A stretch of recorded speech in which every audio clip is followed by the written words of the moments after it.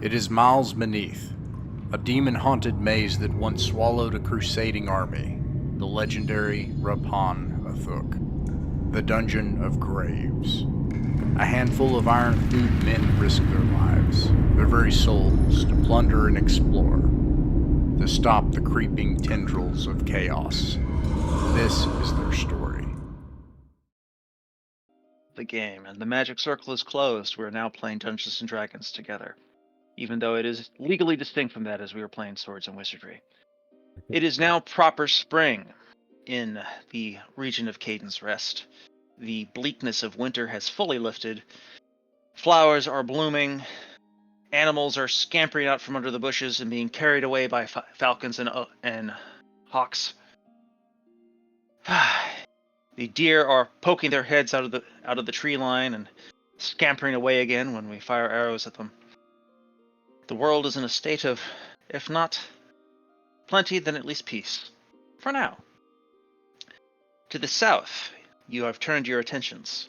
For to the south, I'm going to pop open the overland view. Second party.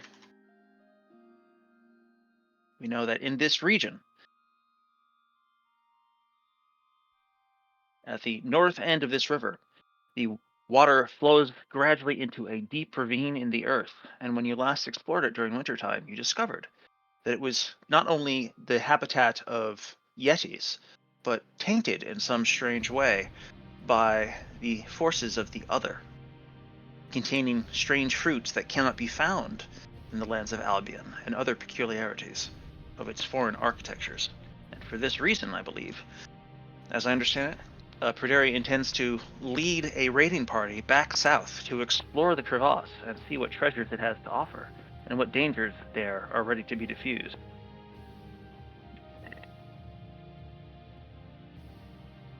Now, our party today is small. We have Colin, AJ, and Magnus. Test Pattern is not in a position to attend today, but he will nonetheless be appearing in the Discord film because he is recording the whole session, so thanks to him. So, let's quickly reintroduce our characters for the benefit of the show at home. Pryderi. Who's Pryderi? Hi, I am playing Pryderi. He is a fighting man. He recently returned from a voyage to the south by way of Pegasus, thanks to our wonderful magic user Magnus, to be cured of a malady of level drain, and returned to make good on an arrangement to cleanse the other from this area. Are we just doing full description again? Just Yeah, that's enough. okay. People have read the gist of it. And if they know that you're a fighting man and that you're here to do good, we're on the same page. Tell us about Semyon. Semyon? Yeah, I'm the player Semyon, and he is an up-and-coming druid in the area of Barcombe, which is a druid grove around Kayden's Rest. Yes. He has recently gone down to see the Wolfwoman of the Woods, and she has tasked him to also cleanse the sort of sliver of other, I believe is the way she put it, that is in this Yeti cave. Now, Magnus. Tell us of Magnus. What's his last name again? Maximus. Magnus Maximus. Yeah, that's pretty good. I keep thinking Magnuson, but that's someone else entirely. My baby has chosen this moment to begin maximal screaming. Ah, good for her. In All any right. Well, I case, don't want to interrupt her screaming exercise, so we'll come back to you in a moment. All right. All right. Pryderi, tell me, you've mentioned that you've already done a lot of prep for this, and I've seen it in our between game chat. But if you could go over it briefly for the benefit of the viewers at home, that would be fantabulous. So rather than spending the first 30-45 minutes of the session, we got hashed out in chat. So we are much the same way as we prepared before. We are bringing a sled that is carrying ropes and blocks and tackle, and canvas, sacks, everything that would be a burden. I do need to secure the efforts of some torchbearers. Mm-hmm. At least 2, I'm thinking, that were willing to work. Not to journey into the crevasse, but to pull the cart as basic laborers, All right. or the sled rather. You can certainly do that. Their prices are per book, 1 gold piece per day for venturing beyond the walls of the protection of Kayden's Rest. But you will find your reputation is good. You will find employees with no particular difficulty. Now, about the Pegasus. After the Pegasus arrives, after you arrive on the Pegasus gives you a brief nuzzle, then flies away. Apparently, it has succumbed to its Pegasus nature and has other places to be. Dang, I bought a warhorse for that. Perhaps it will return in your time of need. Let's But hope. I wouldn't super plan on that. I still need to figure out how to the cost for stabling and stuff. So that makes that easier. Congratulations, you don't have to do math today. I do need to buy some extra rope and pythons. I should have done that before, but I will mark that down. I'm doubling I the trust rope. you to do the math at some point, and I know that your Yeah. credit is good, as does the proprietor of the local trading post, whose name is slipping my mind a moment.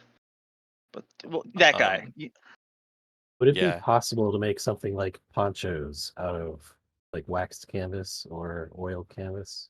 And that could keep the water off of us a bit. Yeah, sure, you could do something like that. Don't expect them to survive contact with like. Fighting. Yeah. Yeah. Well, I mean, some fighting, like depending on what you get attacked by. But if something breathes fire on you, you're going to have a problem, or at least you're not going to have a poncho. Yeah. That's a good idea. Yeah, sure, you could. So yeah, I'm gonna get like 50 pitons, or not pitons, iron that's spikes. And we had 300 feet or 500 feet of rope before. Hang on, I have the sheet right here. I'm going to double that. Whatever we have, I'm going to double it. Okay. We had 20 times 50 rope. Oh, we had a lot of rope. Holy cow. We needed a lot of rope. That was 1,000 feet. So yeah, one of the goals I want to do is we're going to leave a permanent rope down the chute. Is that a bad idea though? Is it a bad idea to leave a rope down to possible treasures and whatnot for other things to use? Is there anything really around that area? There's a lot we don't know.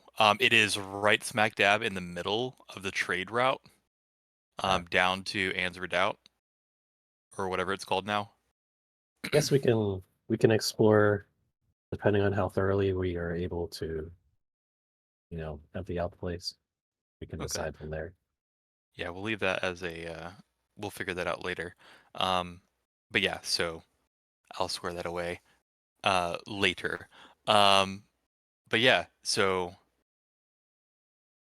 yeah, we a couple torchbearers at a gold each to haul that, and then our goal is to clear out whatever Yeti remain, so that hopefully they are less of an issue next season, and that they can't harass trade.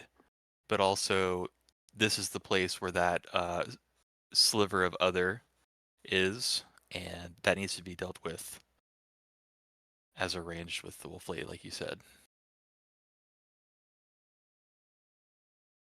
And there's a Sounds lot of good. it that we don't know. It's very deep. Mm-hmm.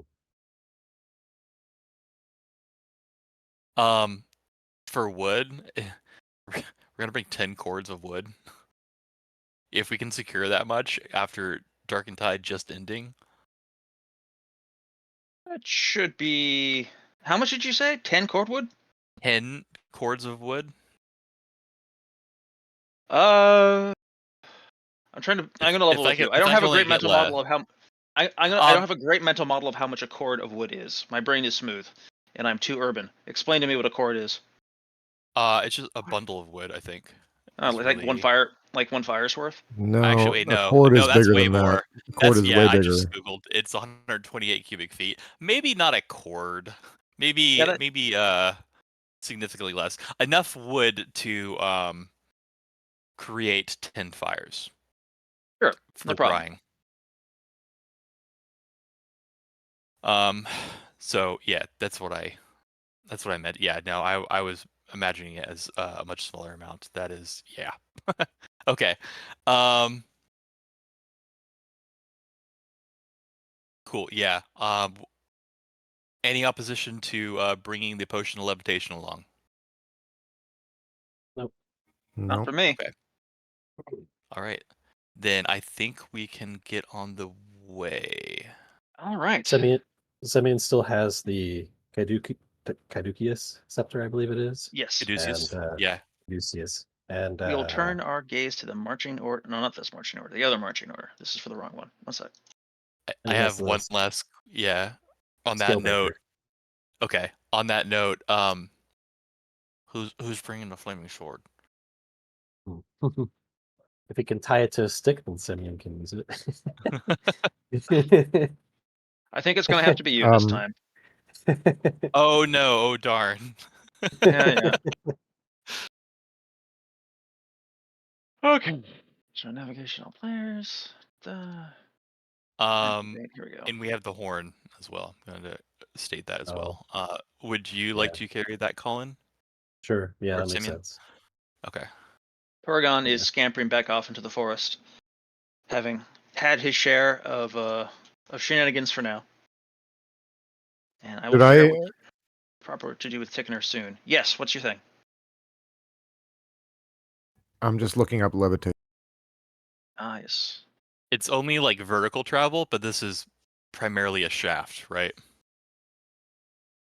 Yes. Okay, it's only the magic user himself. Right.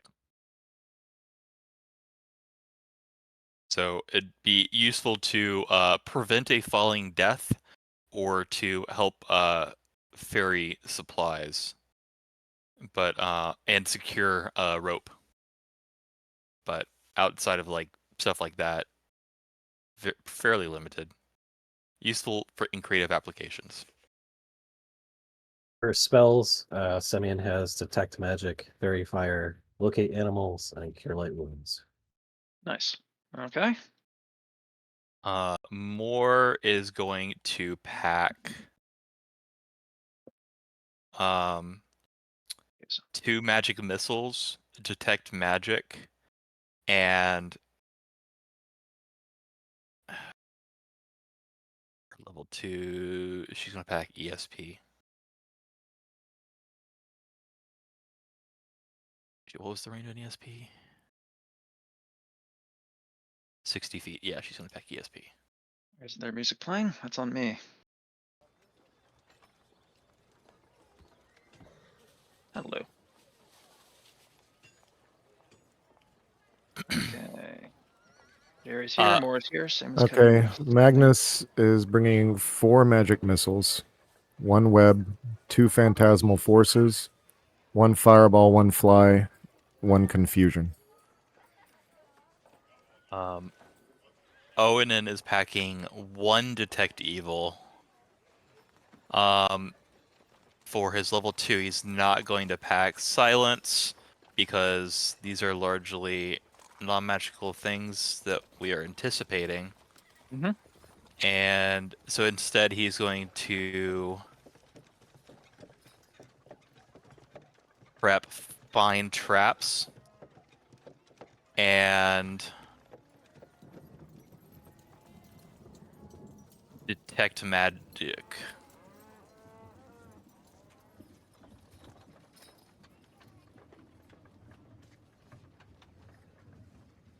Why did it prepare? Okay. Okay, so yeah. So yes, those 3.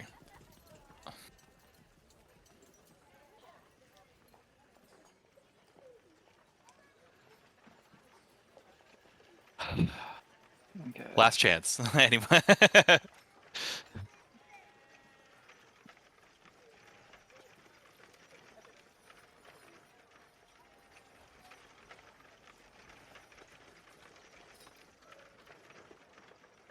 Okay.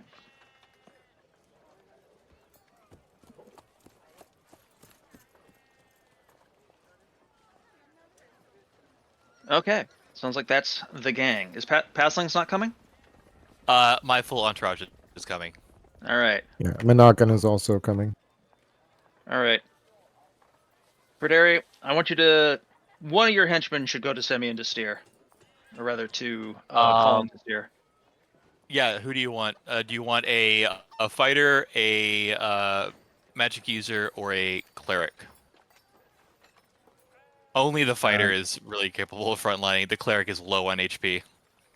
Yeah. They're I'll not do the. terrible. 11 or 14, I'll- something like that. I'll do 14's the pretty fighter. good. All That's You what know right. the I think. fighter? Okay. Yeah, Pasling's very durable. She's only a level behind Perderi. All righty. Off you go. Let's see. Traffic back and the riverboats have been kept very busy recently, thanks to the continuous back and forth that has been happening with Killock's expedition to the northeast. They recently came back, dropped off an insane pile of money, and bought a bunch more supplies, and then scampered off to the northeast again. Hopefully, they'll come back alive with even more. If not, we'll see. You guys are able to get the Myrmidon on your side to ferry you to the south once again, along with a payload of trade goods destined for Anne's Redoubt. The journey south goes without any... Actually, let me check to see if you do have any trouble on the way south, because sometimes this river is not safe.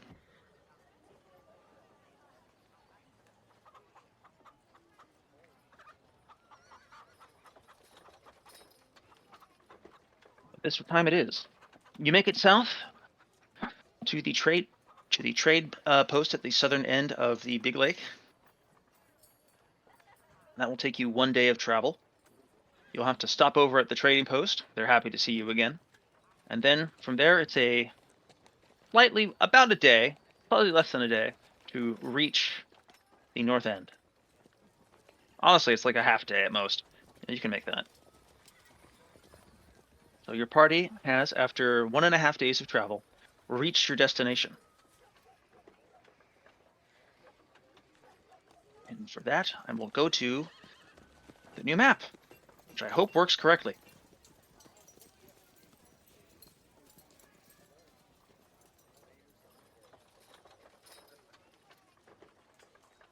Now this is a side view, which is unusual, but I'm having fun with it. And this is such a vertical map that it seemed necessary. In the event that I would need to switch to a top-down view, I will simply switch back over to the sketchpad, and I will draw the map accordingly. But for the moment, welcome to Mario. You arrive in the late afternoon. The tenor of this place is very different come summer. Hang on a second, I just realized I've still got medieval peasant music going.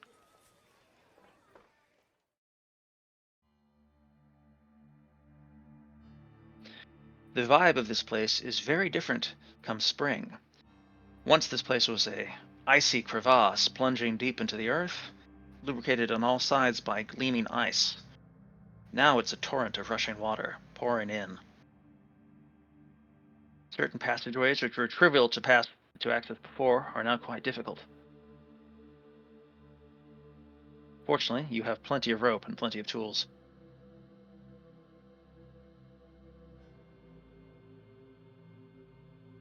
Let's see.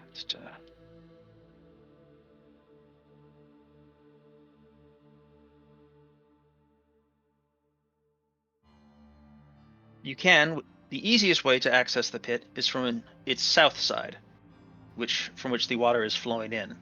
Accessing it from the north side is possible, but involves approaching from atop a larger cliff, which I probably should have drawn in here, but we'll draw in now.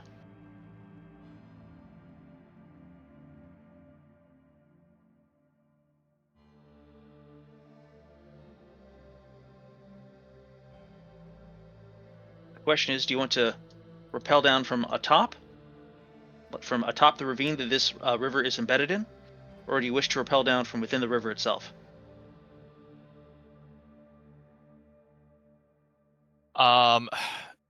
Which was the We path we left. took last time? We stayed in the drier part as best we could. That Yeah. And we left spikes yeah. stuck in, so we could just reuse them. My question is, if you leave them stuck into the stone or into the ice?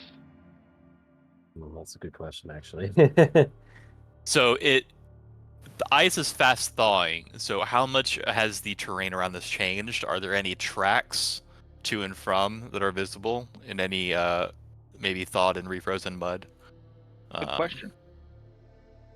There are a few tracks you recognize as being the big feet of the Yeti, though you only find a smattering of them. They're not obvious, except that you guys know what to look for.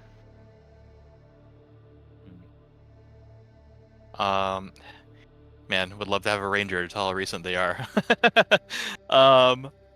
Okay. Yeah, I think yeah, if the spikes are in stone, then yeah, I mean we'll test them all regardless before we trust them with any roll weight. All right. And we're also yeah, is there any like trees or stumps or anything? I think we secured the block of tackle to the rock last time. Mm-hmm. Think about that. So, yeah. There's no obvious trees or stumps within easy walking distance. So there's some within about 50 feet, which I guess is easy walking distance, but like within obvious reach up top. Okay. But you have so much rope that you can probably make it work anyway, because like you've got hundreds of feet if I remember correctly. So like you could probably Oh, do a yeah. double lashing to one of the distant trees and then rappel down it.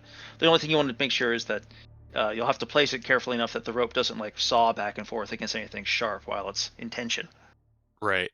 Yeah, our problem last time was that we were running multiple lengths of rope down the cord, and that really affected because we had 1,000 feet of rope last time. But we had three full links because we had one rope going down, and then we had effectively 2 links on the block and tackle pulley system. So that really limited how far down we could go. But now we have more.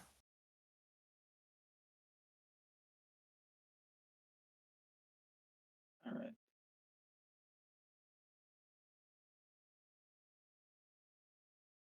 But yeah, I'm sorry. To answer your question, we'll go on the not the stream side, the rock side.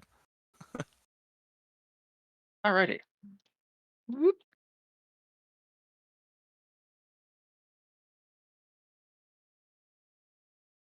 All right, I want to check something. You should all have access to the drawing tools, and you should be able to draw stuff onto this map. Is that accurate? Like you may not know how, but you should have access to It you seems should that have way. access to the drawing tools. Okay, feel free to mark up the map freely with stuff that changes you have made to it. None of this silliness. All right, but Yeah, we're feel good. free to. I know you're going to be geomodding this place as you pass through it. Feel free to do markup. All right, so you toss down a rope. How far down is it going? A single rope or double rope? Tell me. Tell me the situation. Who's taking point on the rappel? Same as last time. It's going to be one set of just straight rope that's going Mhm. down, and then another will be effectively 2 links of rope on a block and tackle. If we need to secure more rope to it, I think we can later, or we should later. We don't know how deep it goes down, and I don't want to just like plumb the line all the way to the bottom and then have the whole thing yanked out from the bottom. If that makes sense. I think I understand what you mean. I think. So Because we dangled about, I think 400 feet down was about the farthest that we went last time, and we couldn't really see down that far. And so we'll maybe add another 100 feet distance to that for now, and we'll call that good, I guess. Okay. So you're letting And- out rope down here with like a weight at the end, and then you're letting it to what length? 500 feet. All right. Well, I have some news of significance to do, which is that at about 210 feet, you hear the weight at the bottom of the rock, at the bottom of the rope, impact something below.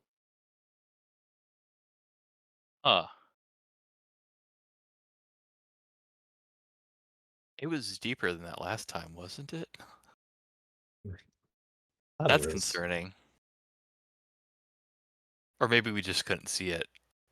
How far Hmm. is down to the first passage? Like, how far is Map is to scale, so it's about 60 feet of rope down to this Okay. this first foothold.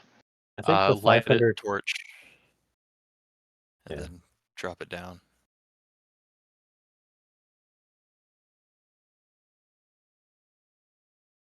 Now, 210 feet is a pretty long way down to watch, and the torch is not going to last long because you've cast it into a place being blasted with water.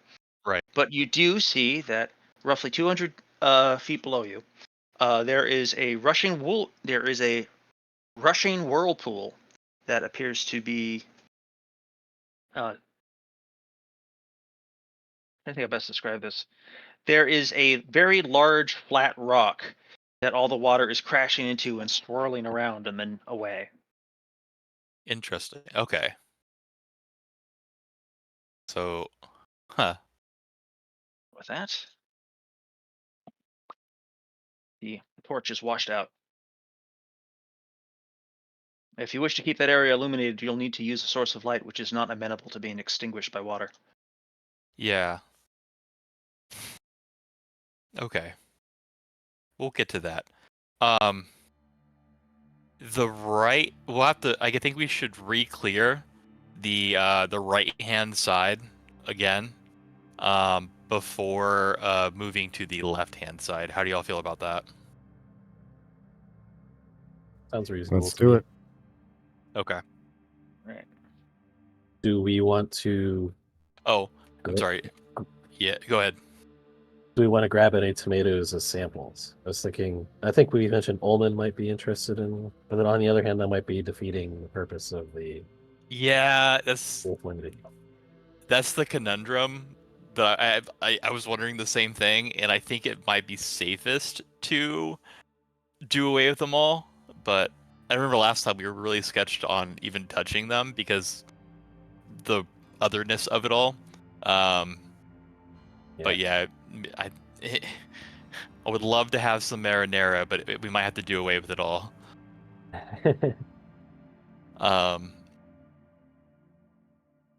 What do you say, Magnus, to that?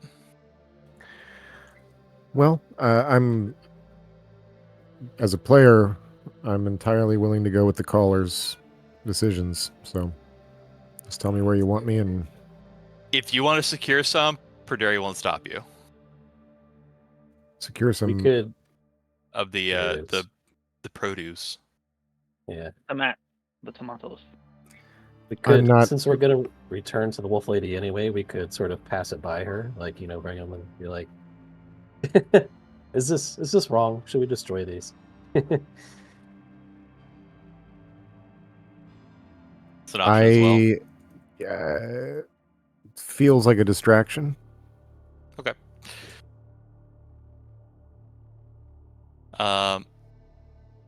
Then we shall Unless is it like the promise of serious gold or something, or Not. Be right back. Restroom.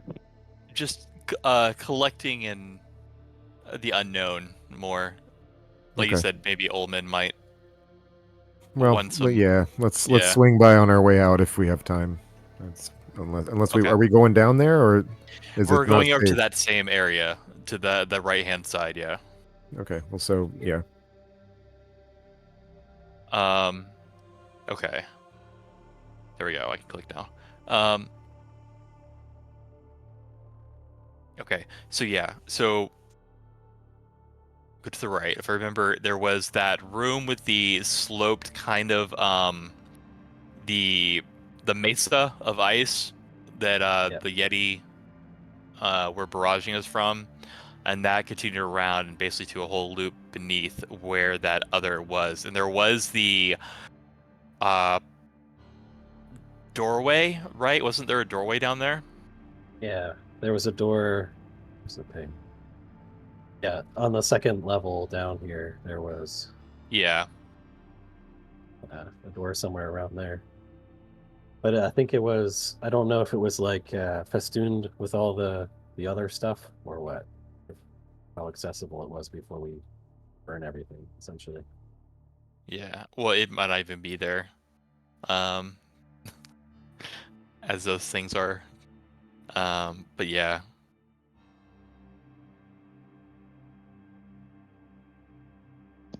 I And return then from on my this, sojourn. You're once Okay. again on this, subjected to me. we had like two passages over here that seemed like they connected Yeah, in some the kind of left loop. because there was water coming out the bottom down here. Yeah. Yeah, that is still happening. Speaking of. Da, da, da, da, da. The drawing tools in this are not the best.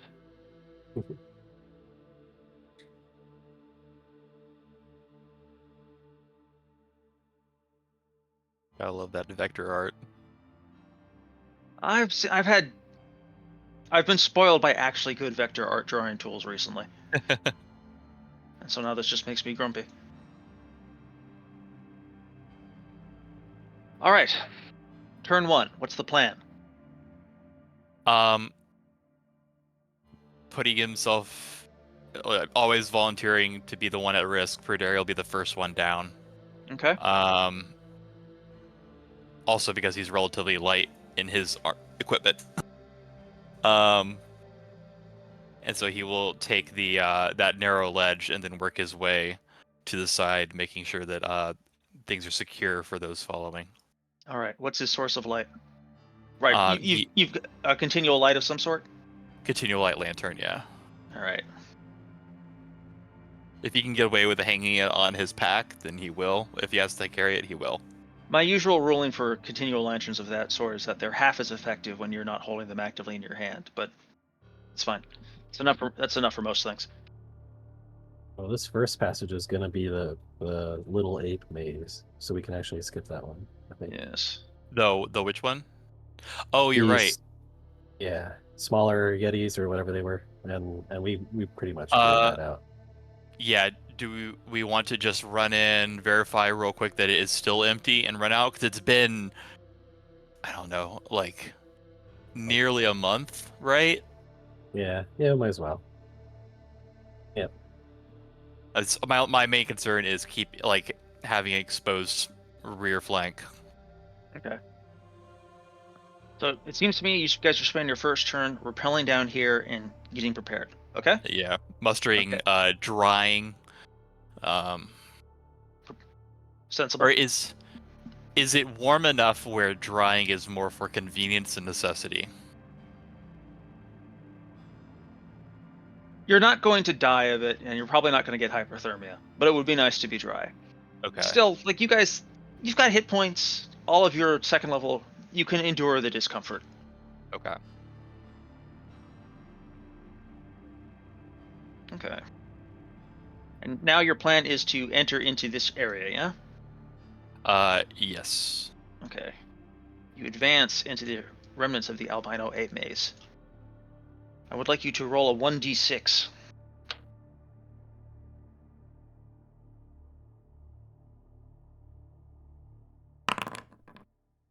Is a 2.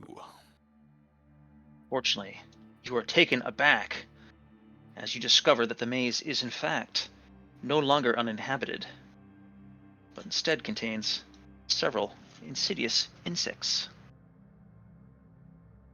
Gross. Yeah. Yes, very generic insects, but give me a moment and they'll become more specific.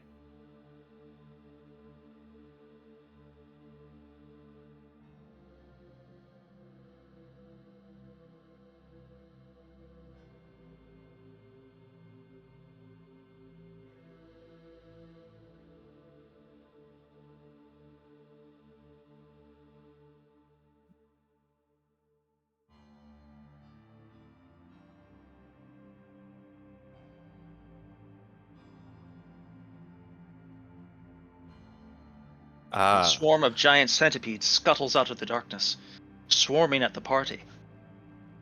They are not surprised, and you are.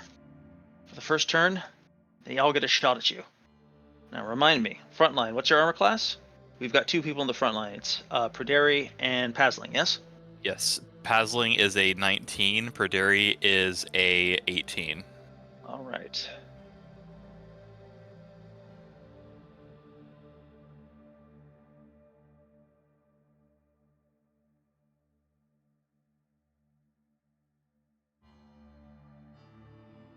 Ooh. Pasling's having a rough one. He is. You One said of it was those hits. Okay. From Pasling, I require a saving throw. At +6 to her roll. Got it. Oh, I think that's good. I think Yeah, she's I good. think 14. she's probably like 12. She's probably around 12. I think. Her saving throw is, yes, 12. Okay. Good news, Pasling is alright. She was able to twist away from the centipede before it could inject its lethal venom. But you are now assailed in lethal combat.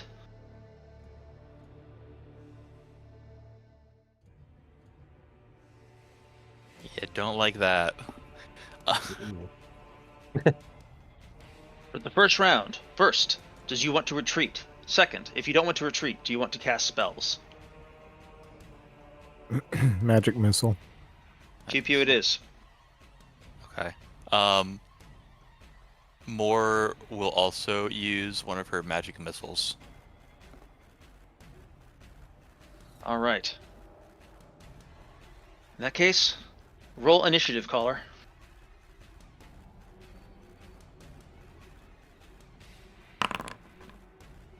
Four. We each managed to select the other while we did that. I have to find a module that fixes that. I know there is one. Anyway, the important thing is, let me get the window in the right position. You go first. First, describe to me your front line. As I understand it, it is currently Jest, Praderi, and Pasling. Do you want to bring anyone else up to the front line? You can fit at least 3. Probably 4. You can fit 4. You're Naka fighting from probably the wants- second rank, Simeon, right? Yeah. Okay. Monaka probably wants to try to flank if it's possible, I would expect.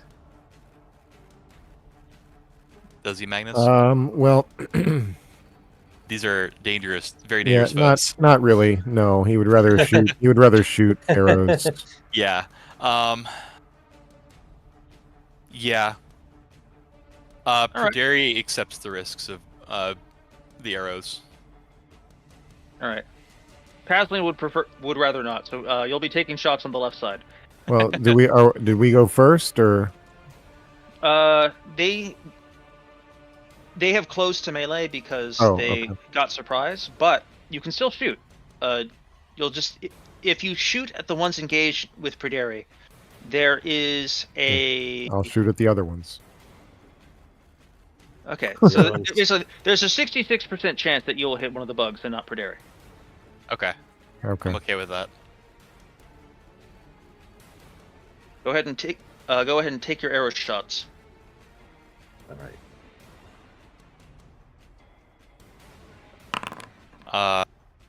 Onan is going to sling as well. Okay.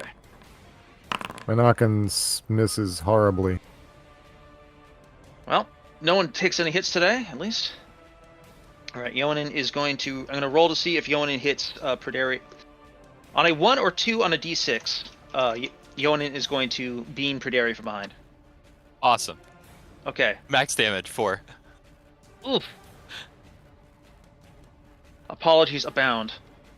All right, the giant centipedes, it turns out, do not have any melee attacks. Do not have any ranged attacks. So you guys still have initiative. If you're attacking in melee, please do so now. Their armor class is 14. They are move swiftly, and their chitin is sturdy. How many hit die are they? 2. Dang it. Okay. Yep. Praderi is going to swing. And Hasling doesn't hit. The Alas. the flaming sword doesn't have a bonus to hit, correct? It has a +1 bonus to hit for being a +1 weapon. Okay. that's all. I'm gonna roll Tomb Sword, but it is the flaming weapon. I haven't I gotcha. created it yet. Don't forget to unselect your character, to unselect the party. Ah, If you can manage to do so. All right, the centipedes do not appear to be successfully be engaged in melee. Possibly this is because of the way they keep spiraling over the walls and up over the ceiling and trying to approach you from new angles, fall in your hair. That's all the melee attacks, yeah? Yeah. All right. The first 2 of these are for Perdere, the second 2 are for Pasling. Reminder: Pasling has that shield. Blinding. I'm trying to remember what Is that does. The shield of blinding. Yeah. How does that? He Is it says an act? the word, the trigger word for it, which so it can practically be done. Yeah, there's specific rules I came up with this, and they're in the Magical Treasures chart, which I will link, and then I will also post the actual Can that be thing done that with? it does. Yeah. So yeah, at any phase in combat round, a lawful bearer may utter the command word Tintriach or Tintriach to activate the shield's blinding property. Until the end of the combat round, the shield flashes with strobing blinding light. While this is so, any opponent who targets the bearer with a ranged attack and any opponent locked in melee with the bearer must save or be blinded till the end of the combat round, plus 1d4 rounds. Even if they save, they are still make attacks against the bearer at -2 if they need to see it all. So against these things, I think it might be worth it. Yeah. Let's. Hasling will use that. We'll utter Okay. the word These of guys are activation. definitely when they bite you, there is a save or die involved. So Yeah. And we're not having very good luck right now. let no one say I didn't warn them, chat. All right. So is she deploying the effect? Yes. All right. She is engaged with 2 of them, and I will roll for the 2 in the south. Versus saving throw of 16. They both fail, so both of them are blinded before they can engage you. I don't know what blinded actually does. I believe it is -4 to hit. Okay. So it's a significant impact. And at range attacks, they can't affect you at all. Okay. All right. Now they attack.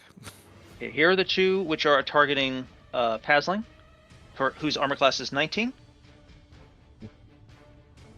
Oh, unless they get a 20, they're going to be fine. And here are the 2 which are targeting Perdere. Perdere's armor holds. They scrabble, but they cannot find a place where their pincers can penetrate his chainmail. And now the spells go off.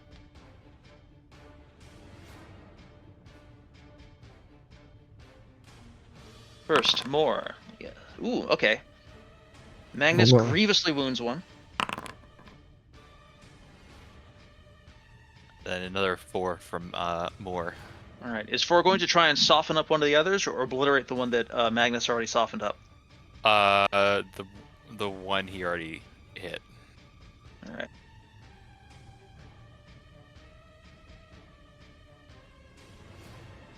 All right. The obliteration is complete. Are there any other spells in play?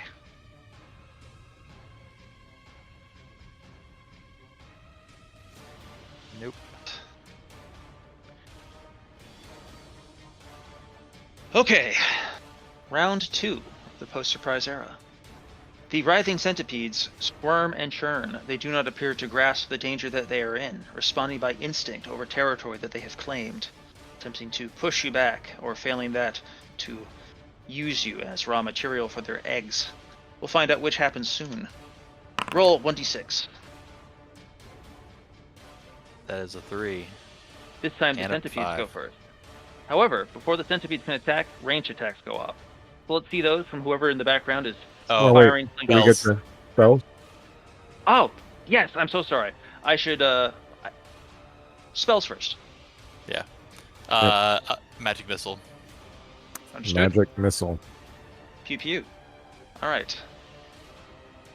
Now, ranged attacks, if you've got them. Are they all engaged at this point? Yes. Now that I there's less accept of the them. risk. Yep. Yeah, I will do it anyway. All right. Roughly a 50-50 shot of hitting at this point.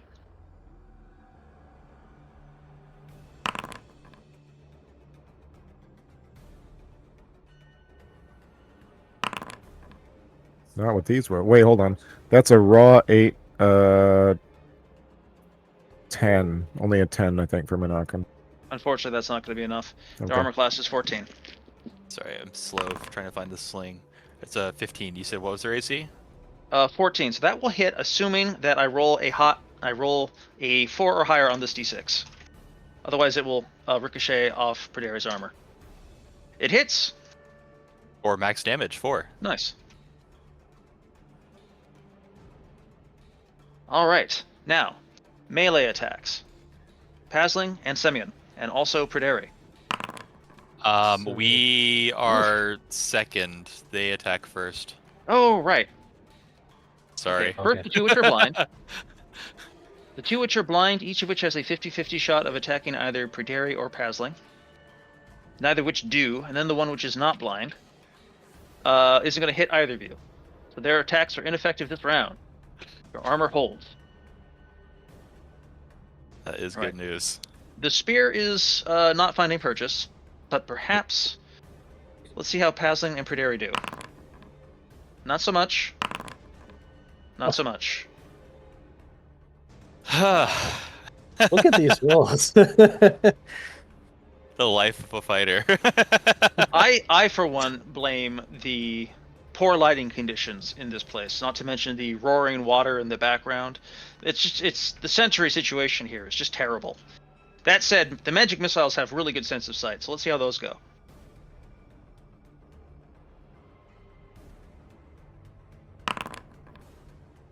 Man. Yeah. There's a 4. Ooh. 12 there. Very nice. All right. Centipedes are thoroughly cleared, are starting to really feel the lack of numbers on the other side at this point. Their morale is broken, and they attempt to retreat deeper into the maze on the following round. However, now that you know that, it's time for me to ask, for round 3, are there any spells? How many are left? 2. 2. Both of which are retreating, one of which is blind. More is out of combat magic. Are you guys going to pursue or what? Just use a sling, semi-unreal, and I. Yeah, if we both can, for passing. it's gonna be pretty tight quarters. There's a lot of like winding, really close tunnels. You can each take a shot as they retreat. You can't get both shots from your arrows, though. But if you I want think to... I'll save my spells for now. All right. Yeah. Yeah, we'll take the shots, but other than that, Perhaps we'll get lucky. All right. Go ahead. First, the front rank the people who are in melee, Praderi and Pasling, may each take a shot at these centipedes with their melee weapons as they break ranks and retreat. Armor class is 14, effectively. ooh, That that's takes- 4 plus 6 I'm fire not su- damage. That's 1 out. What's Pasling's strength? Just it's no bonus. We when we got Pasling, we're treating all of them as like base 10s across the right. board. Yeah. It makes my life a lot simpler. Yeah. Alrighty. One of them escapes the initial barrage of melee of reactionary attacks. For follow-up range attacks. Monacan misses. Alright. Hang on. Yoanin. And maybe Semyon. And more, actually. She's going to join in. That's a 21 for 3 damage, and more is going to combat. Come on. Magnus can try a dart. I got a dart for 1. Alright. Between the sling, the thrown spear, Moore's dart, and presumably also Magnus's dart, this centipede is thoroughly exploded. Not Magnus's dart. Alas.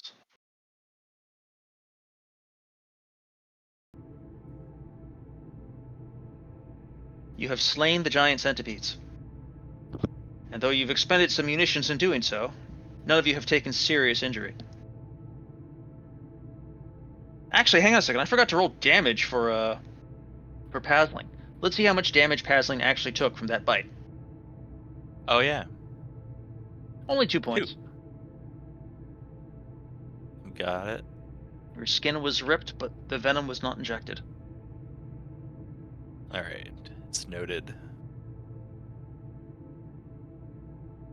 Hmm. You explore the remnants of the maze and determine that these centipedes have apparently moved in from the surface at some point. But they haven't brought any treasure with them. They themselves are some form of treasure. This is true. Kayden, if nothing else. Yeah, Kayden and maybe Venom. Do you guys want to spend the time to dissect these now, or do we want to push that till later? Also, Richard, for information, it seems that the music, every time a new song is played, the volume resets, so the recording might have very Well- loud music. Well, there's user volume controls, and then there's song by song volume controls. Oh, yeah, I need to fix that. Okay, yeah, that's better. Thank you. I just saw You're that. welcome. Yep. Let's just do it right now. Let's take them apart. All right. Okay, I'm okay with that. I assume between Semyon and Manaka might be familiar with poisons. This- But There are Semyon- plenty of Semyon- useful nerds in this party. Semyon, not least of all. Magnus doesn't know anything about poisons. Locken might. Well, he's not here, unfortunately. He is not here. All right. I'm trying to think if I should ask you to roll a d20 for this. No, you can just do this. You successfully. Which parts of the centipede do you want to harvest? You want to have chitin and venom sacs Yeah. or delivery methods. That's the main two things.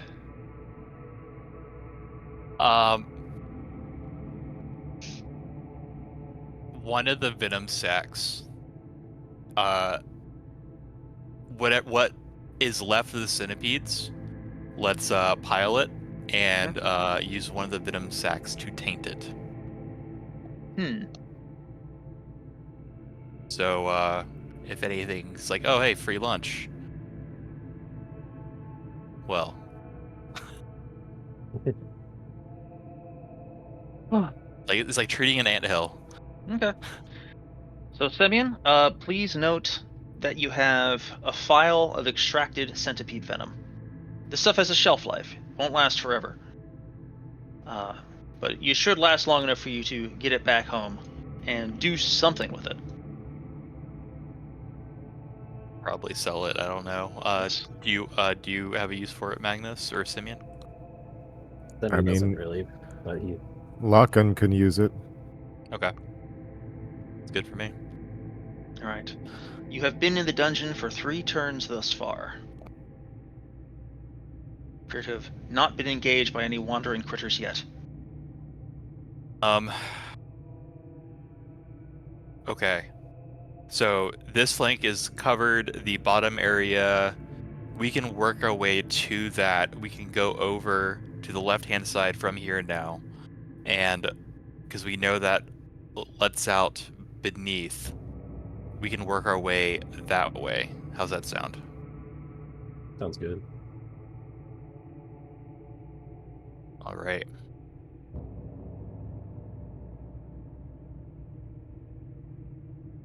So we will, backtrack. I have a bunch of stuff open. Okay.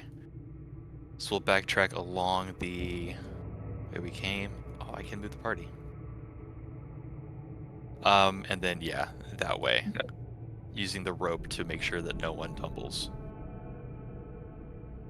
And this is all new area, so Onan is going to go ahead and cast both Detect Evil and Detect Traps, and Moore is going to cast ESP. Okay.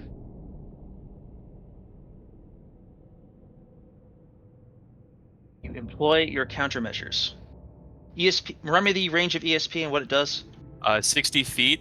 She can detect the thoughts of other beings at that distance. It cannot penetrate more than 2 feet of stone, and is blocked by a thin sheet of lead. But so she can detect thoughts Gotcha. from that range. And then detect evil and find traps. I just put those in chat. It doesn't show the duration whenever you do that. That's frustrating. I will include it in the description from now on. Find traps lasts 2 turns, and detect evil lasts An hour, I think. Okay. 6 1 turns. hour. Yeah. Well, I will tell you what you see. You follow the downward sloping passage. You can see that there is another passage diverting to the west from the area you are currently entering. This is a 40 by 40 foot chamber, which in its center contains a 15-foot wide fountain, a 15-foot wide cistern in the very center of the room, which appears to be carved into the underlying stone. And from within that cistern, rising into the air, there is a fountain, apparently carved from pure ice, which sprinkles and recirculates water through the air. Bathing in the water are a pair of Yeti, which appear to be completely shocked to see you. You have taken them aback. Actually, no, that's not true. You have a light sword. They can't be surprised. So as you approach, they are already dismounting. They are already jumping out of the water and preparing to engage you in battle. Jeez, there's a bunch of wet Yeti. What spells did you pack, Magnus? Well, let's. I brought Fireball, not Lightning. These are How many Yeti are there? only 2, so it would Oh. likely be a waste anyways. However, be aware, Yeti can be pretty nasty. Confusion. Yeah. Ooh, big spell. Okay. They're Yeti. They can tear men apart with their bare hands. There. Confusion. All right. Neither of you are surprised. We'll call this round 1. Any other spells to be cast? No. Hang on a second. It occurs to me. Not only are you guys not surprised, you had ESP up, so you would sense them coming well before you did. So let me rephrase. Well, what's the Are there range any? on that? 60. It's 60 feet. Are there any spells you want to drop into this room before you enter it? Confusion. Okay. Okay. Then would we be able to safely retreat to a distance after that? The Before range is they- pretty far on it. Let me have a look. Yes and no. Like, you can retreat backwards, but this area is, I would describe as a perilous place to retreat to. It's 120-foot range, 2-hour duration. So if we get close So- enough where she could pick them up, she could, quietly stop everyone, try to get everyone to back up. Though 60 feet, they might see the light before then. Or hear us because we're in plate armor. It is very loud in here. True. So Yeah, the water. sounds a little bit less of an issue. Okay, well, with confusion, we want to try to get away if we can. Mm-hmm. But So, by the way, basically, Richard, these are spells I'm assuming you cast into the room to soften it up before you entered, because you would have detected the Yeti thoughts before you entered. just want to remind you, as part of the description of confusion, because of the, let's see, it's possible that it can affect them right away, even if they're more than 3 hit dice. Minus the caster's level, yeah. Right. I will bear this in mind.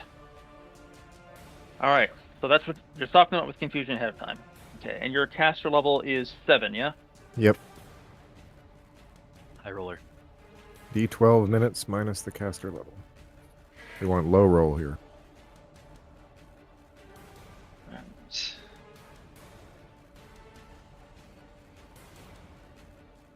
Now, that means that at that point they're permitted a saving throw, actually. Mhm. But at least it has a chance of working right away. Yes. Speaking of.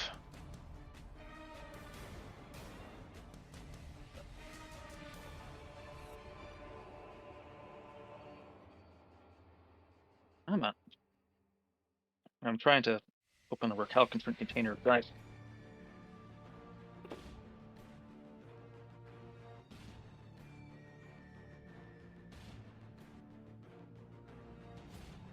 Alright, so here's what happens. So you drop the spell. Are you going to make contact or going to immediately retreat after dropping the spell? I think we should immediately back off. Yeah. Mhm. Gives them distance. Ranged weapons would be our first offense, if anything, as they approach. Alright. The party falls back. What's your base movement rate? I believe 90. Yeah. You can definitely make it all the way back to here then. We're here. Something else is happening.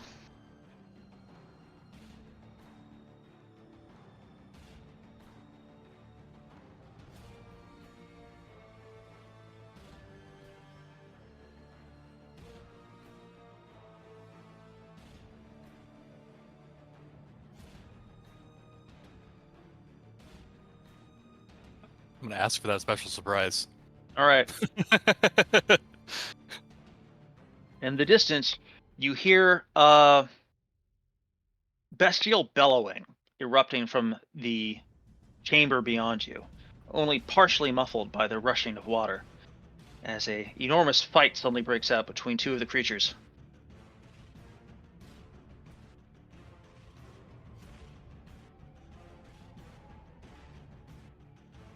Beautiful. Excellent. The sound echoes through the hallways, and you know that that many other people in this dungeon are likely to hear it, not just you.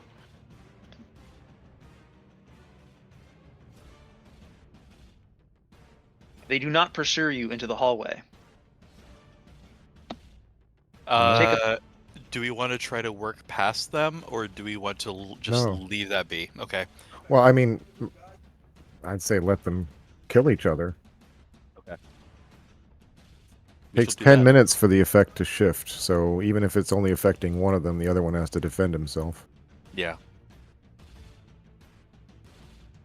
Then it might create a Or at least stand more baffled and favorable inactive. target.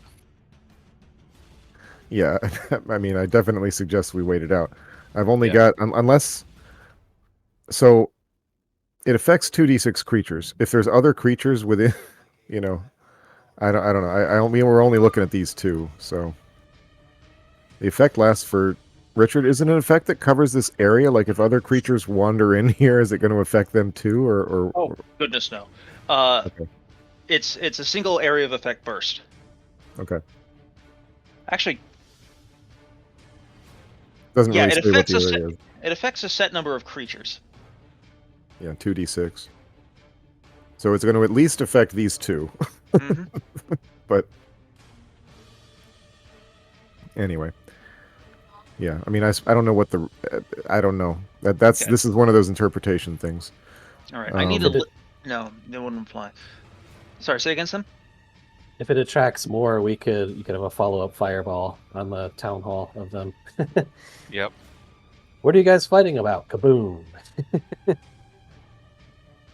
All right. Speaking of, round 2. Casting any spells? None from more. I'm still willing to see how it turns out between these things before I All race right. to a fireball. You guys don't have a good range of attack right now. However, let me check something.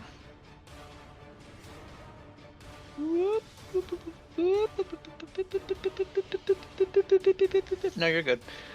All right. Movement phase.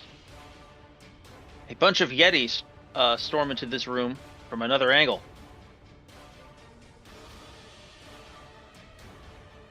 And they begin bellowing at each other in their Yeti language. The other two Yeti remain locked in mortal combat. This is the confused. This is the one on the bottom.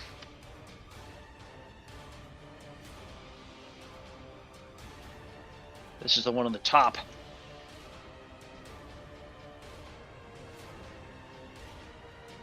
Which of these is the confused one? You're not sure. Tell me this is a bad idea.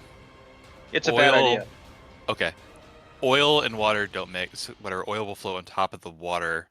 Can we just break a couple vials, let that drift down to there, and then maybe have a little bit of lingering fun?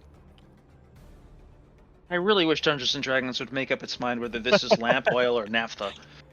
Yeah, is it denser or lighter or thinner than water? I don't know, man. But is that does anyone think that's a bad idea? It seems like it would continue to wash down to the next tunnel. Yeah, tunnel yeah, there. it's like a switchback. Yeah. Mm-hmm. Well, that's where they came from. Well, that's true. I don't know. Unfortunately, none of you guys speak Yeti, so you're not completely sure what their intelligence situation is right now, vis-a-vis how much they know about what's happening. One of us can read thoughts. I don't know how coherent they may be.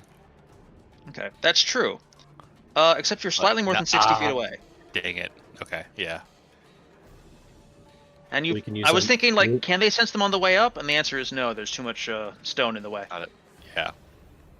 We can move up just enough to get in range of that. Because we're You in might movement want to phase. have your back right against the fatal plummet anyway. Yeah. Yeah, let's move 10 feet forward. All right. Either way, round 2 of the post-surprise rounds. First, is anyone casting a spell? How many additional Yetis have just shown up? You hear at least 2. Fireball. Okay. Main gun online. All right. Now it is time for the ceremonial rollings of initiative.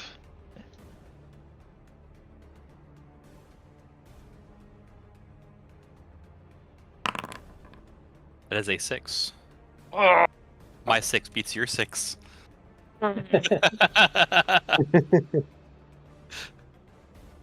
Dice God once again betrays me. All right. So, in the movement and missile phase, you guys are going to scooch up a bit, if I recall correctly. Is that still the plan? Yeah, just a smidgen. Boop. All right. On their movement missile phase, most of these Yeti are going to close to melee. Actually, So no, that's they not are true. aware of Only us? Or... yes, they are aware of you. 2 of them approach to engage your front line.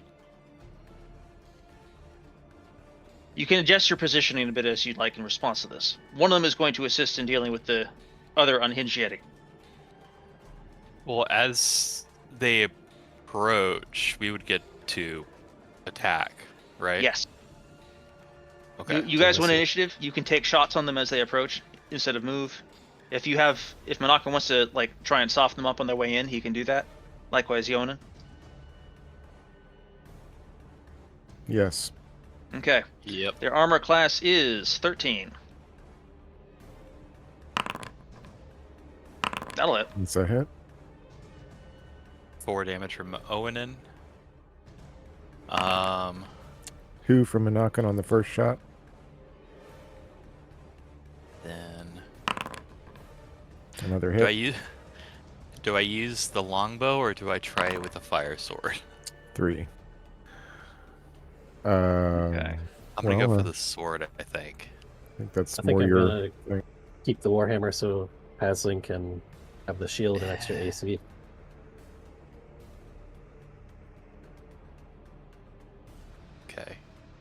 Yeah. Yeah, her shield, by the way, accounts for 4 of her armor class. Oh, but then definitely. Wait, Or how? no, 3. It's a 3. It's a +2 shield. Oh yeah. For a second, I was like, wait, no, shield's not +2 AC. It's a +1 AC, but hers is also a +2, so it's 3. Okay, that tracks. Alrighty. So you move, and fire. They move and fire. Then you get your melee attacks off. I turn the combat noise back on, and I loop it properly this time. 12. I can't get that 12 any higher. Dang it. No, Their unfortunately AC not. is 14, you said? Yes. Dang. All right.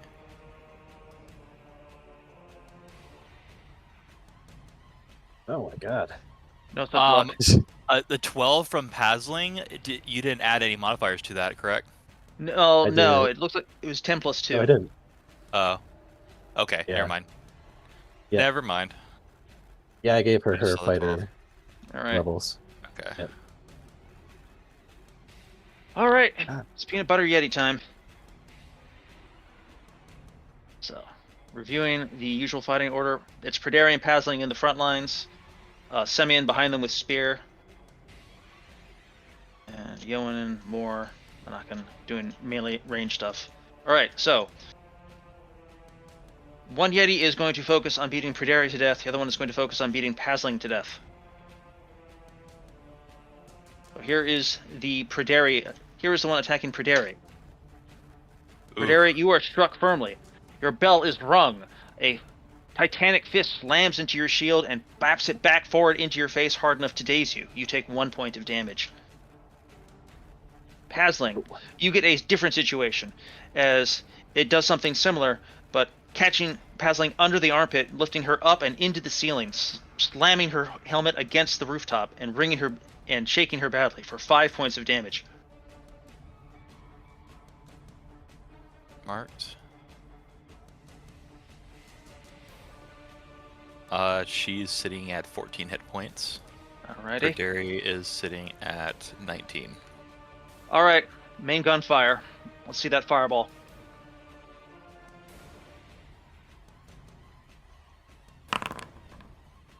$28 damage. This is targeted, by the way, at the guys in the back. I hope that's clear. I assumed as much. Okay. Magus isn't confident enough yet to make it stop right in front of the front rank. It's almost don't try to do that with a fireball. Not in close space. All right. Yeah, There's so a tremendous flash boom, and they all roll saving throws to see if they die horrifically. Some of them are currently half immersed in water, which will give them an advantage to their saving throws. So it's gonna be the ones that are immersed in water. I will roll first. They will be rolling at a +2, so they need to roll a 10 or higher. They both make their saving throws. The next one does half not have a damage. bonus. Yes, the next one does not make a saving throw. They have to actually survive it. Okay. So, obliterated. Alright. One of the Yetis, it collapses into the... There is a tremendous roar of flame. One of the Yetis is slain. The other one just barely stands triumphant.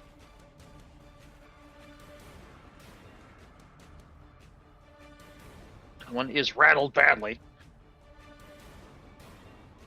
There is a strange effect as one of the Yetis seems to thrive from the power of the...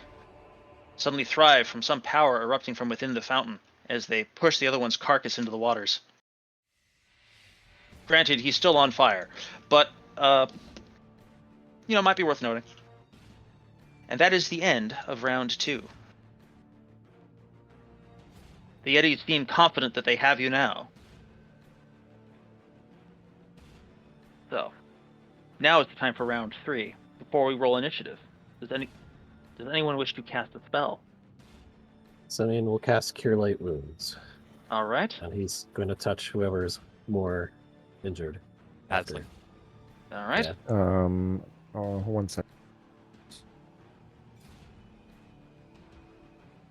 You can ignore what I sent you. Phantasmal Force.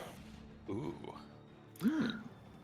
The Yeti that has just died shall seem to emit a horrid ghost from his midst, and it will strike at both of the Yetis that are standing there still alive. You're having fun. I respect this. Let's see how the situation develops. Yep. All right. Now, the rolling of initiative.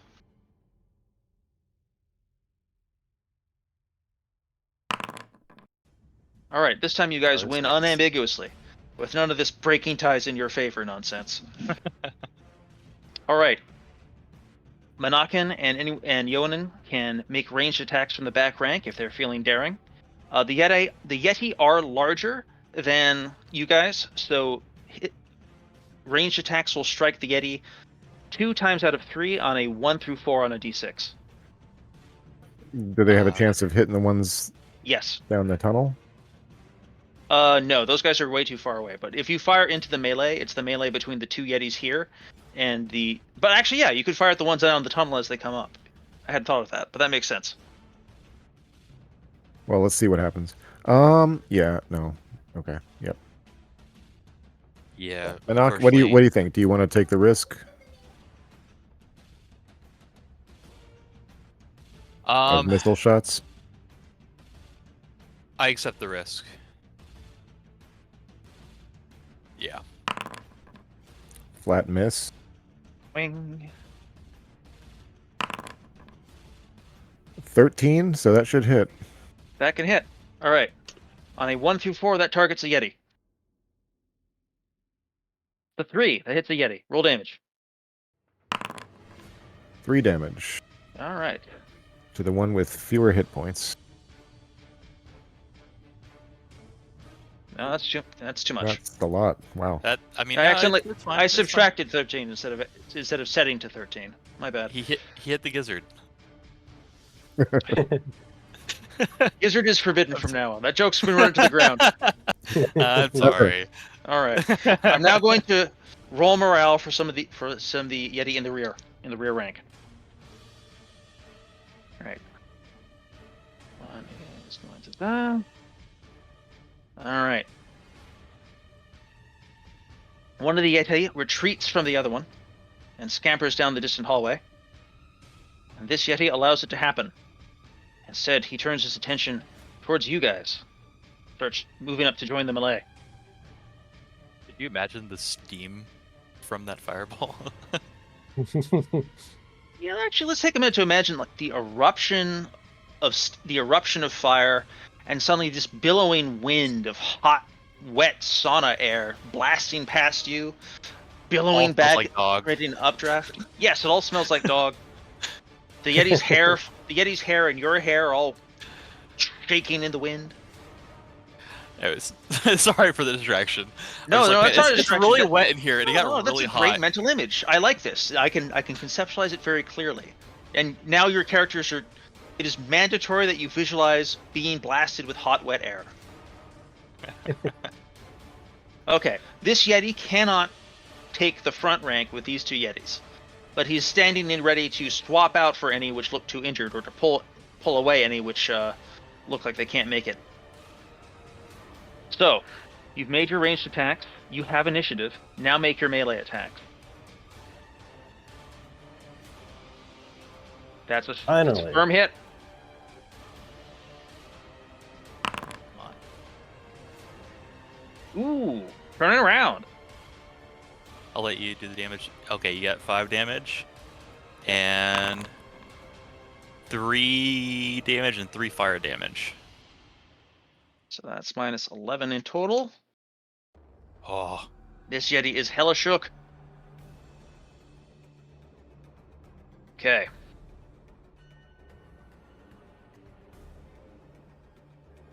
Now it's our turn. First, Northern Yeti. Going to make his usual attacks. Going to be targeting Frederi, because he seems a little more crunchy. Ooh!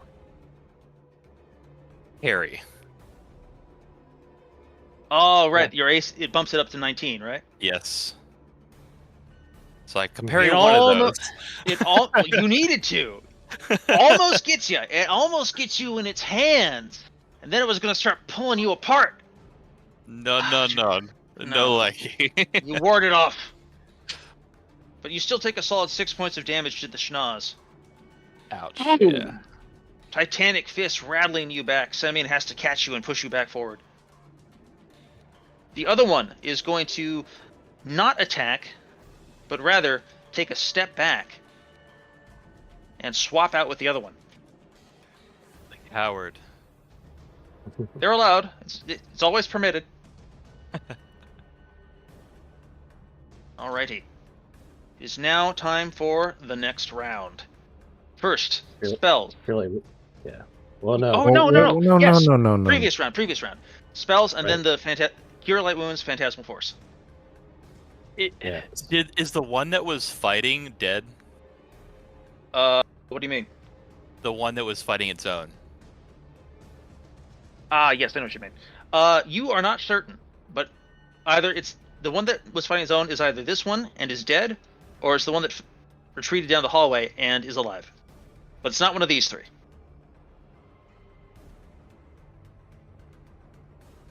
So I can do Cure Light Wounds, 5 damage. That can go. You're both about the same, really. Did she? I'm sorry. Did she get hit? She got boppered in the snoot at some point, but this She got last hit round. Last round, yeah. Yeah, but this round she didn't get hit. Okay. Yeah. Let's see. Pasling's at 14. Praderi's at 13. I'll give that to Perderi then, because he's also lower armor class, right? I appreciate it. Yeah, this is a great time to use that the Caduceus. Yeah, actually, that's just my Oh. my spell that I memorized. So Okay. Then that heal works 5 as well. damage. Heal 5 damage Awesome. to Perderi. Your wounds knit. Actually, Your hang on. head clears. How much did you heal Pasling for before? I don't think I actually added that to her hit points. I don't I think it haven't. happened yet. No, Okay, that's never mind. yeah. Yeah, I Pasling's just prepared creamed this. regular style. I prepared the spell, and I was gonna touch whoever was more injured because I knew Got the it. melee was happening before. Got the it. spell Got it. resolved. Okay. And now, speaking of melee, you're calling up an illusionary power. The Ghost.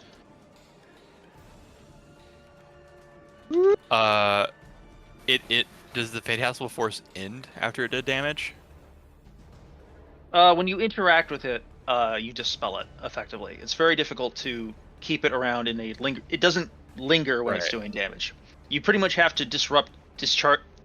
If you want to use it as an attack spell, it has to be something which survives being disrupted on contact with the opponent. Okay. I thought it had hit the ones that were down there. Sorry. Okay. I will roll saving throws for the Yeti which are in contact with the AO. They shall all roll a regular saving throw, neither bonuses nor penalties. Alright.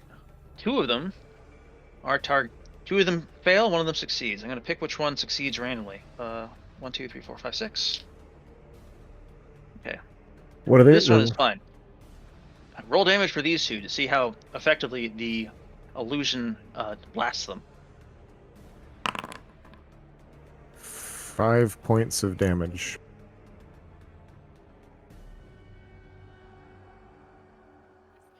Okay. Having achieved its mission, it winks from existence. Returns back to its true form. A dead guy over here. Exactly. This Yeti faints in terror. But it's not actually dead. Put a little sleepy time on him. This Yeti is shaken, but manages to stay alive.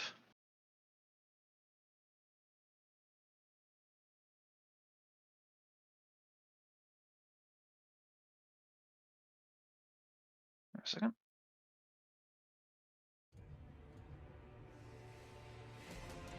There we go. And that is the end of the turn. So now, for round 4, any additional spell casting? Do we My want people to are pretty use tapped out. a charge of the what was it, a rod? I Well, I magic don't think it missile. would be a bad idea to do so. Well, Yeah. I think I'm gonna do Phantasmal Force again. Mm-hmm. Semian will use the Odysseus. Was it rod or scepter? There we go.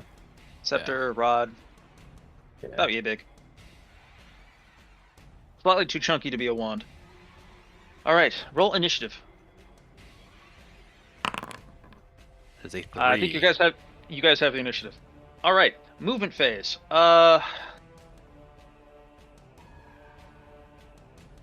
These guys are having second thoughts on account of all of the dying that is happening. They consider their options. They are going to make a fighting retreat at half speed. So they can just about do and get to the other room. So they are going to retreat to the entrance, posturing and hooting and hollering as they go.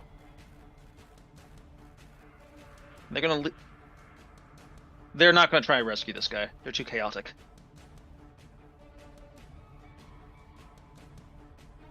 Okay. It's unfortunate. We could still pepper them. Do you guys want to close distance if they're in full retreat? We could close to like not melee but close range and just pop them in the face. Yeah. With short bows. That can work. Any objections? No. Nope. Well, okay. If we move, Phantasmal Force is then- still happening though. Yeah, if we move, then at most we can take one shot each. Right? Is that still upheld, or is it if we You can move, half we move. don't? You can half move and fire with a Okay. rate of fire 2 weapon. So if you've got short bows, then yeah, you can move up and shoot. Okay. We'll do that. How far are they? They are beyond dart range. Actually, she could do that at a penalty, right? Crap. How do I get? No, stop. How do I get rid of that? All right. Here we go. Here you go. Okay. And they are out of sling range as well, but I will attack at penalty, regardless. Okay. Dang it, my sheet's closed. If they'd won initiative, I might say they could take cover using the doorway here, but you won initiative, so they definitely can't.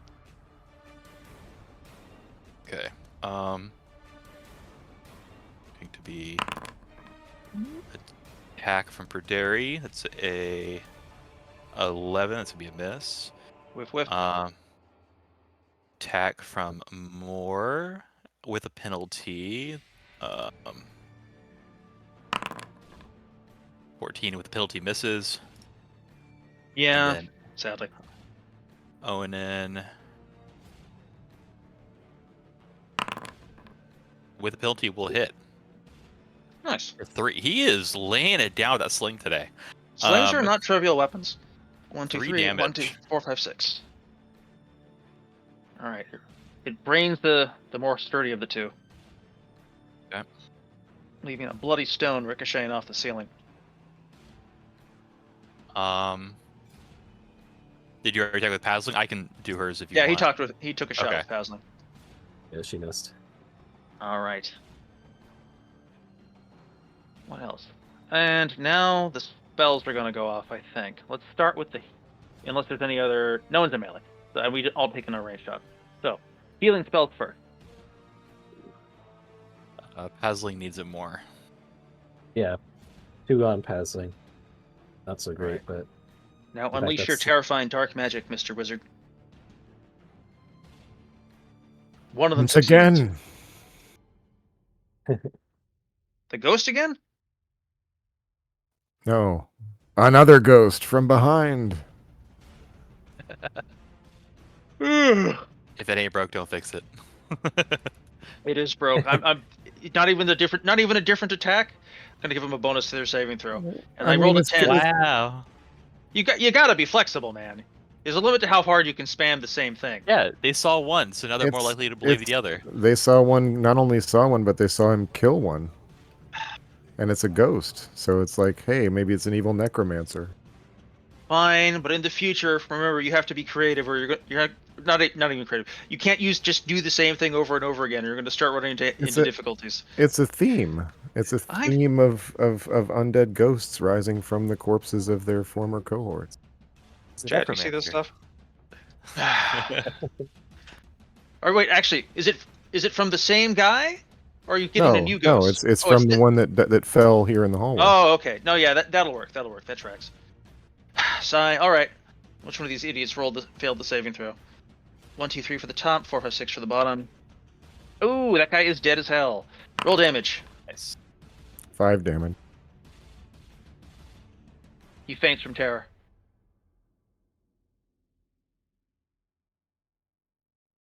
All right. Next turn. This one is skedoodling. Unless you are prepared to break into a sprint, you are not going to catch him. He can turn several corners. That. But let's roll initiative first, because if you beat initiative, you can just run him down. Well, spells. Okay. Bear in mind, I have declared that he is a scamperin. I think he has too many hit points even for, powerful magic missile. Mm-hmm. Unless I roll absolute max damage. So, may just have to be the one that got away. Sadly so. Okay. Well, we're gonna check every nook and cranny down here, so we'll see if he turns up again. You'll probably catch him later. Okay. Initiative. A dose. Okay. So we still win. A win is a win. Are you prepared to break and do a sprint to chase him? Is anyone opposed to hard pursuit? I guess I'm not opposed to it. I'm just worried what we might run into. Okay. But, If we can close to him here, I think that is as far as we need to chase him. Okay. If you do catch him, it'll be in about 50, 60 feet from where he is now. So that's about how far into the darkness you'd be pursuing him before you caught him. Well, we move first, don't we? Yeah, but it's an abstraction. He's scampering. He's running away very quickly. This is the same. Remember, if it's impossible to run away, at some point you're going to want to run away, Chase and you're not rules. going to be able to. Okay. There are formal chase rules in here somewhere, aren't there? Next, what am I talking about? Of course there aren't. Like chase. Typically, you don't have opportunity attacks in chase situations. Yes. Unless it's provoked by something other than movement. Yes. Okay. So if we move, we won't be able to attack range. So yeah, then we can just let him get away for now. All right. He scampers. Perhaps you'll see him again later. Odds are We good. have 2 that we need to finish off in here, anyways. Simeon does still have locate animal. It only lasts a few rounds, but we can deploy it. I don't know if these would count as animals. I was thinking, I'm not sure if they are or not. They're like semi-sapient. Yeah. All right. Go ahead. A fountain of ice, 15 inches of diameter, erupts from the earth and recirculates icy waters in a basin carved into the ground. Within the fountain, you can see the glitter of gold. You can also see a very dead yeti, who has apparently been pinned down and drowned within it. Jeez.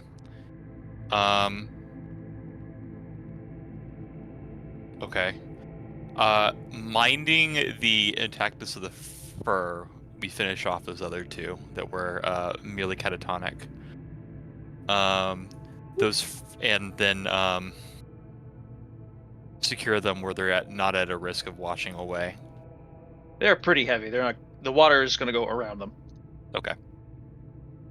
Because those furs will be very valuable. Less so as we move into the warmer months, but could be a nice carpet. Okay. So they came from the right. That one fled which direction? To the left or right? One of them fled this way, Okay. and another one, more recently, fled to the right. Okay.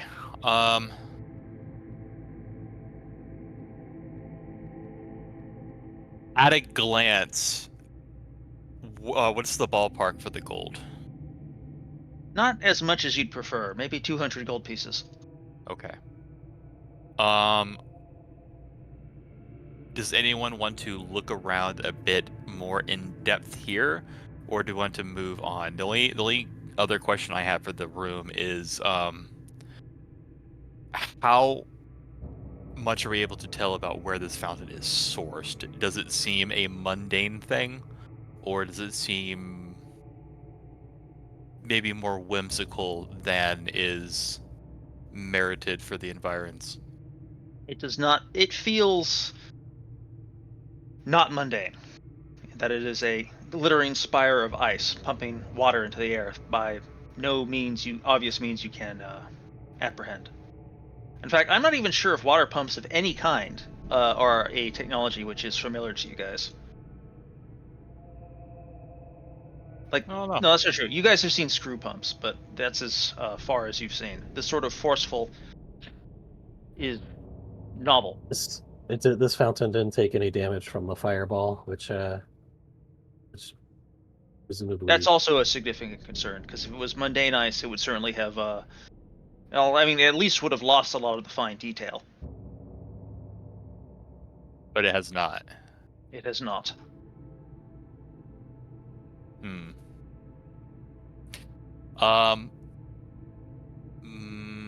Is it gonna be more, or is it gonna be Onan? More is going to cast Detect Magic. The fountain is certainly magical. It radiates a peculiar sideways magic. They were bathing in this.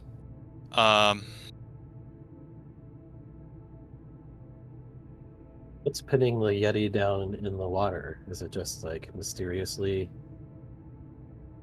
It had been in that fight earlier. Yeah, this is the Yeti who lost the fight, who was killed by the other one. Either this was the one that was confused and was lost the fight it started, or this is the one that wasn't confused and lost the fight which it didn't start. Either way, it has definitely been beaten senseless and then drowned in the water. I see. Okay.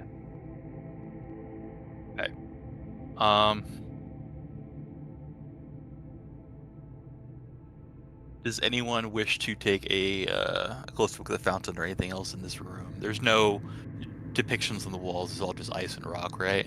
Mhm. Are there any markings on the fountain itself other than just the ice that constructs it? No, just coins in the water and the bare fountain. The water looks clean, at least when it comes out of the fountain. Maybe not so much now that there's a dead Yeti in it. If go ahead. Like, Semyon can detect the purity of water. What does he think of? Can he discern any more detail about the water that's coming out of it besides the Yeti? Yes, he can catch some of the water that's being sprayed from the fountain in his palms. It is potable water, ready to drink. Okay. But it otherwise seems normal. However, Moore can also tell that the water he holds in his hands has some magic in it.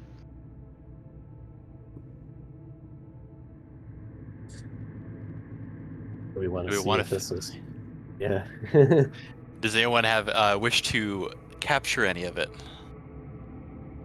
Semyon will dip a flask in Okay. leather flask. Magnus will fill his water skin after drinking.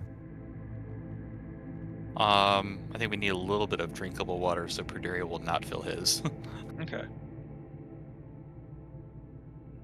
How much longer does Detect Magic last? It's probably, well, she just cast it. It lasts. Did I cast it? I think it's 20 minutes. 2 turns. Yeah, it doesn't last too long. Okay. I'm going to 20 rule that minutes, yeah. she can sense to some degree the strength and position of an ensorcelment, and she can sense that as you guys collect the water, the magic in it begins to not so much fade away as withdraw back to the fountain.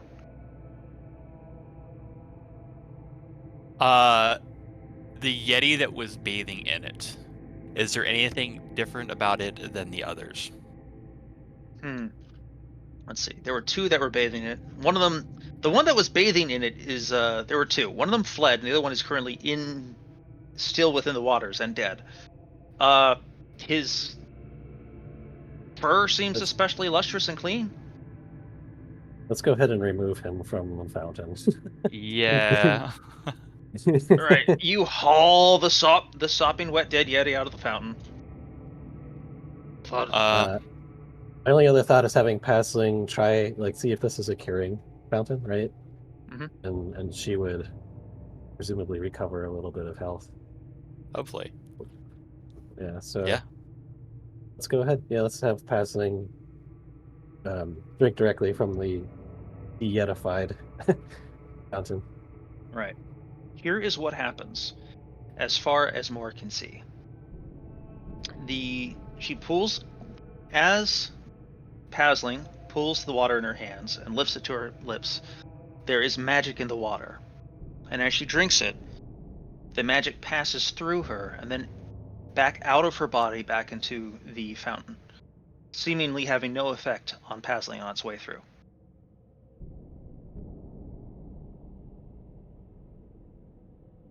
She gets That's kind of- concerned.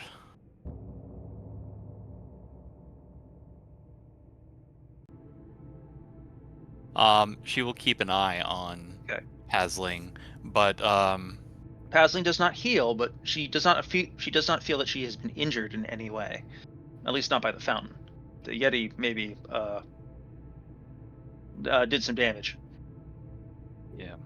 Okay. Interesting. Okay.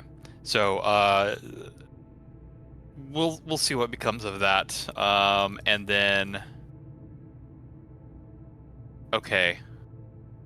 You said there was another emanation that she detected, right? Or was that just the other water? Yeah, it's just the water. Okay. Yeah, there's the fountain is the only magical things you can perceive in this area. Okay.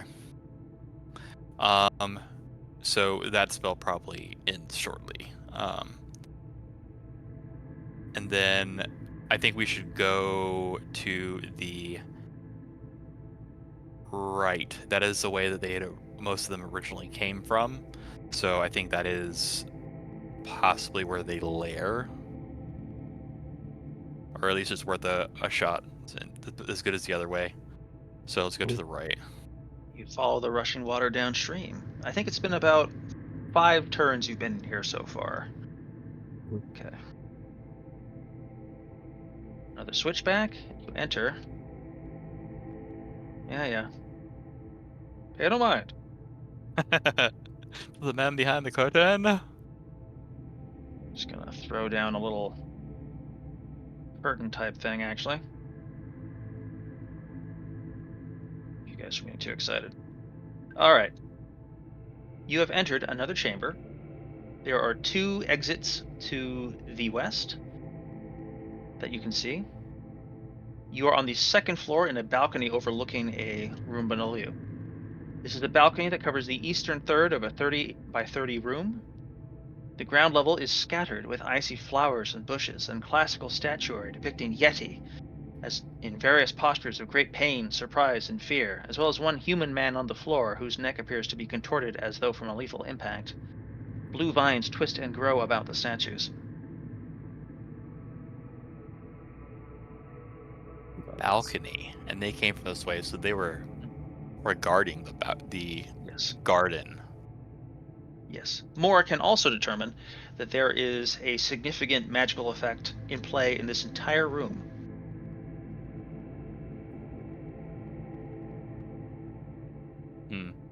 Maybe to the narrow other down. side. Yeah, maybe the other side was distraction from the other on this side.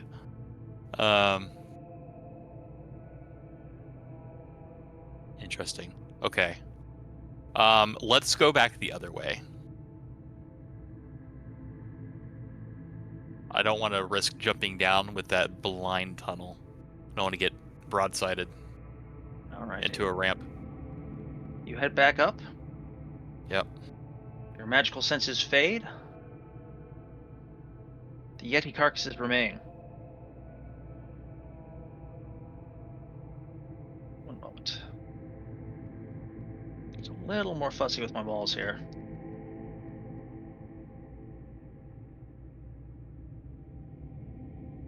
Perfect, perfect. You approach the opposite path. This is a steep slope, but dry. If you have to retreat up it, it'll be difficult. But if you just need to traverse it, you can simply do that. Do you wish to proceed down? Do you guys want to proceed, or do you guys want to hammer a stake and run some rope, maybe? You are the caller. Able has stuff, so let's do that. Okay. And Simeon has his own rope, so he'll use his. He'll hammer Okay. down a stake and drop a rope down there. Okay. All right. We'll do that.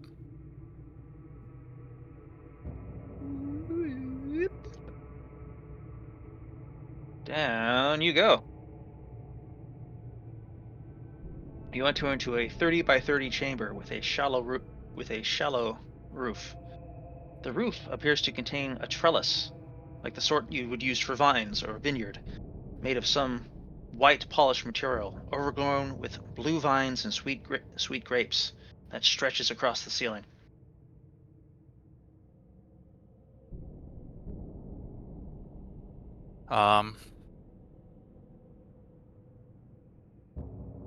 These to Simeon look more like something that should exist in Albion. They're not grapes are fine. He would, until as he takes a closer look, he sees that the trellis is made of polished white bone. And also he is aware of no vines which sprout blue. I think we should just go ahead and dash a couple things of oil against these. It will be somewhat difficult to oil them up, seeing as they are on the ceiling. However, if you just wish to destroy them with your torches, you can get at it. Okay, we'll do that. Okay, that'll take about 10 minutes. You want to do it? Yes. Okay.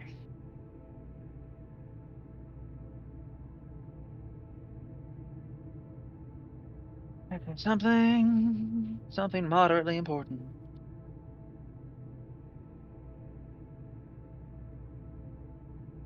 All right. You have destroyed the trellis. The blue vines curdle under the flame, and in places first blackening and then collapsing from the ceiling in smoldering ruin.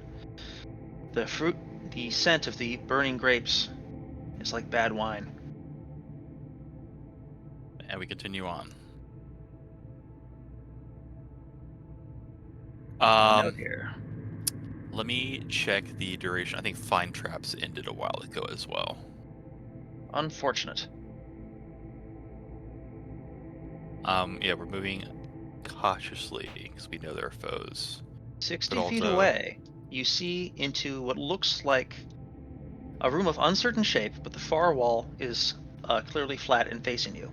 Against the far wall, there is a 20-foot tall statue of a shapely androgyne carved from unmelting ice, resting against the western wall in a posture of repose. In their arms, they hold what appears at first to be a bushel of grain, but a moment later, as you see how it glitters in the firelight, you realize that each sheaf of grain is a strand of gold wire. Their face has been broken off and replaced with, you're not sure yet, something flat. There's a very subtle music emitting from within this room, like droning church organs, whale song, or perhaps a theremin. At the feet of the great statue lurks the bewildered Yeti, clinging to its feet, staring into the middle distance, consumed with some internal reverie. Let's pepper it. You lay it low with your weapons. The creature is pierced and dies, not knowing what happened.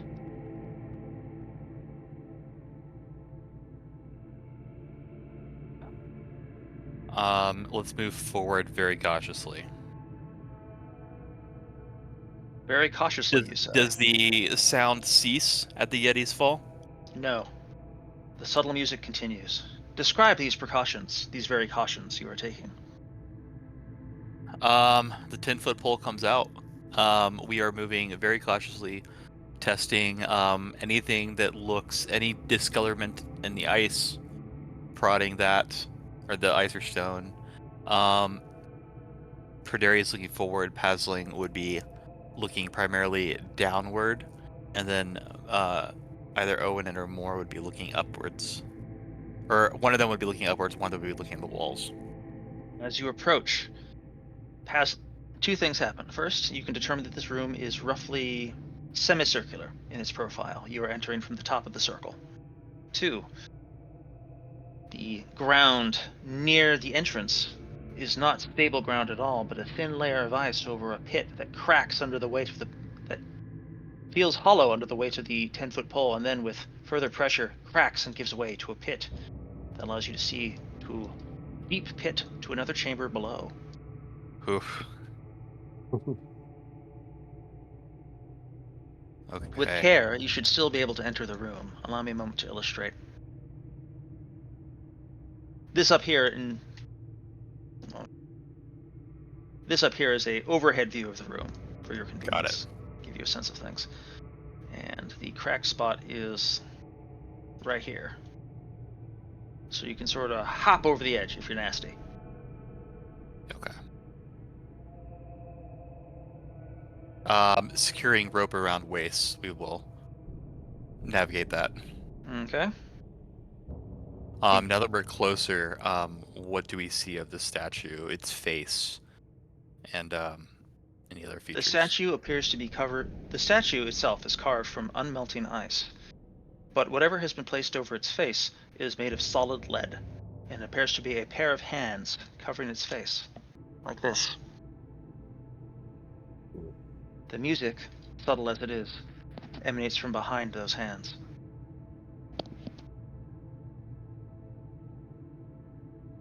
The sheath of gold, valuable to the tune. It's a valuable artwork. The closer you get, you can see that each individual grain on the sheath is not gold, but a small carved topaz. This artwork is worth multiple thousands of gold pieces.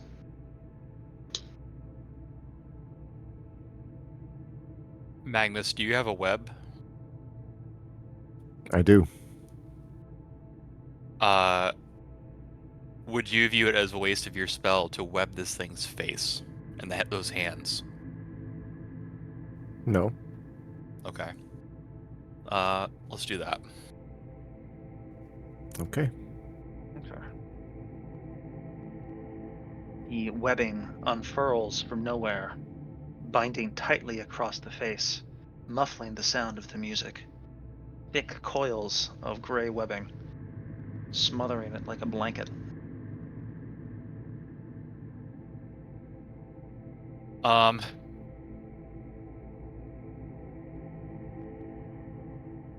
Owanin will cast Detect Magic. Now all my people are out of spells. Bro, you know this thing reeks of magic. You know. I know. I want to see specifically what parts and if those sheaths are emanating magic. All right. Simeon has that too, so we still have one more. Excellent. If we need it. All right. Owanin has 3 detection spells going right now. No, only two. Never mind. I forgot. She's trying to hold all this information in her brain. Okay. Trying to think of what she would see here. There is a magical effect on the sheath. Okay. However, she can also determine it's not of the sheath. The magic is not coming from within the sheath. There is some other magical effect on it. Okay. It's the distinction between this is a magic sword and this is a sword I cast magic weapon on. She will communicate that knowledge to Monakin and see if his skills can deduce anything from that. If they are bound as a trigger for something, or what? How long does the web last? Hours, I think. So long. So Okay. long. Long, ages and ages. Okay. Sufficient, a strategic length of time. 8 hours. Okay, perfect. So, yeah, Monacan wants that sheaf, by the way. That thing, he's pretty Yeah. sure that thing is worth 6,000 gold pieces. okay, yeah, Manaka's up. There's some coveting. You If he wants coveting? to I'm coveting. inspect it. Yeah, do you want to check it first? Yes. Okay. What's his percentile odds of detecting traps is? Looking that up now.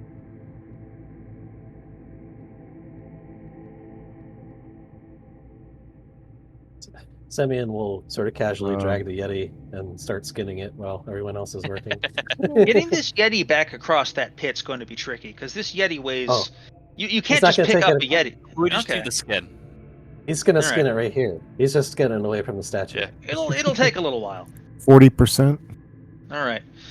So Monacan spends about 10 minutes examining the statue with great caution, while Semyon spends about 10 minutes removing a significant portion of this Yeti's skin, with the blood pooling and spattering down into the pit below. Monacan steps away from the statue and says, "Look, there's no mechanical trigger on that sheaf. It's ice, it's solid ice. There's nothing that can react to it. But I will bet you my bottom dollar, my professional capacity, that the second you take that sheaf out of the hands of that statue, something god awful is going to happen. I don't know what. Some sort of god awful wizard thing." Does anyone have candles? Semyon does. He has 6, I think. Let's take one of those, melt some wax, and make some, and plug our ears. We'll do that. I don't know if it'll prevent the magic, but worth a shot. Does anyone wish to continue forward before we do this? We might want one person who can You could hear, use just another in 10 case. minutes. If you don't finish removing the Yeti's skin before this all pops off, you're not going to be able to take your work with you. So you may want to finish that first. Yeah. Okay. Another 10 minutes pass while you finish removing the last of the Yeti skin. I'm imagining you just shoving the actual Yeti carcass down the pit, but you do you. I could leave it where it lies. Yeah, I was just thinking of leaving it here. All right. We'll throw the skin back over onto this side of the gap, so we're Delicious not skin. burdened by it. Alrighty. Nice and wet and floppy. Okay. So Proderi will put himself on the line, and he'll climb up there and grab it, trying to avoid the web. All right. So, here's what happens. I'm assuming you put up your... Do you put up your sword or your shield so that you can climb up the thing and grab the sheaf? The sword. Okay. He views himself as a shield, so All right. that thing's always strapped on. All right. One moment.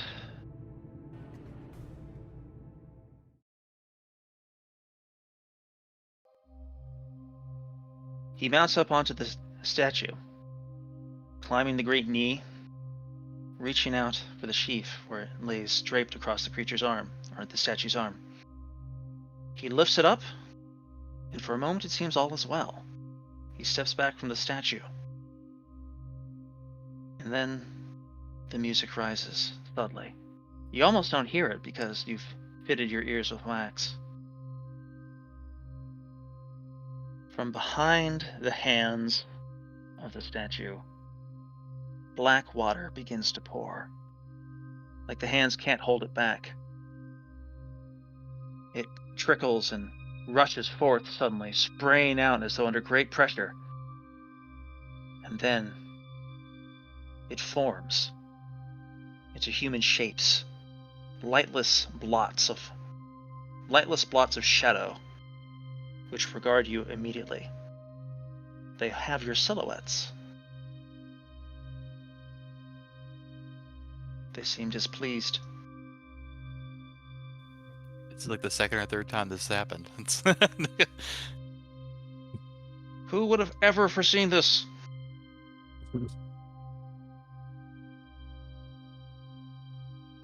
Oof.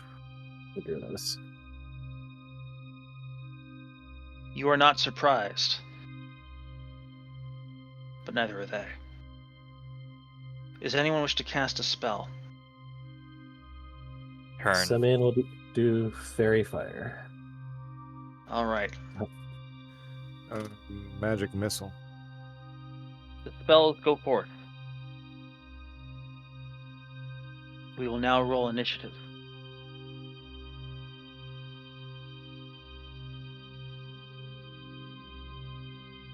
You guys are going to win initiative because I rolled a 1. All right, first, movement and missile fire. Does anyone want to scrabble away and yeet yourselves into the far distance? Run? Yeah. Did we get all of we managed to extract all of the wheat, golden wheat? Yes, Did we just Praderi get- is holding it in one arm. Oh yeah, and, let's go. Let's go. And on this Yeah. other arm, he has his shield in one hand and his sheath in the other hand. Yes. So at the moment, Yeah. he does not have a good melee magical weapon. All right. Yep. Let's go. Yeah. I think we should get some distance. Yeah. For sure. Let's try to travel up the tunnel. You book it as quickly as you can. Now, this will involve crossing a deep pit with haste.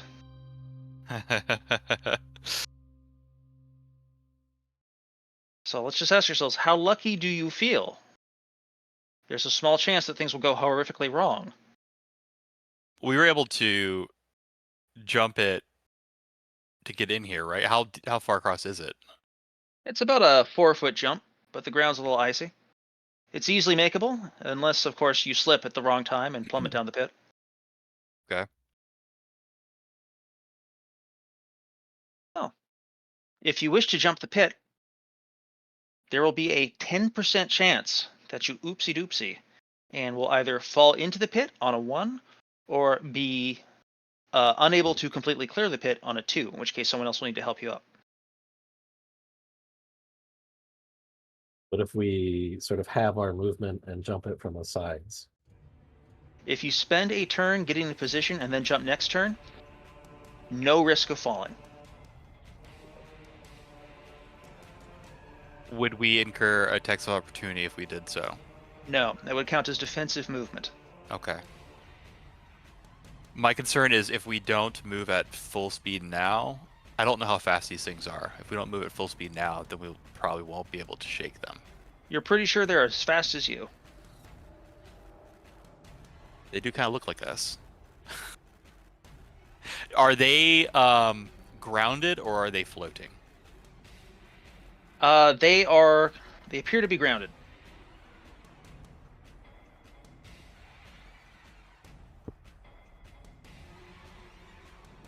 Uh,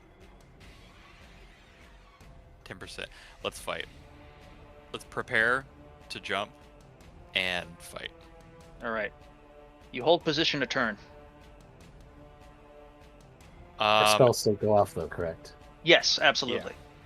If anyone is particularly concerned or doesn't want to risk anything, Moore is the one holding the potion of levitation. She will hand it to you. Magnus, do you want it? No. Why would that help? I mean, if we It take does the mean- time, if if you- we take the if- time to wait, then we should be good. But I don't know. Oh, okay. Yeah. Your baby's really putting you through it tonight, isn't she? Well, always. I think no. Yeah, sure. Okay, I'll just say yes. Okay. You don't have to take it, but if you want it, then Okay. Good option to have. All right. Roll initiative. Wait, we already did, and then you won. All right. Yes. So you guys form up your front line. And these guys move in to attack it.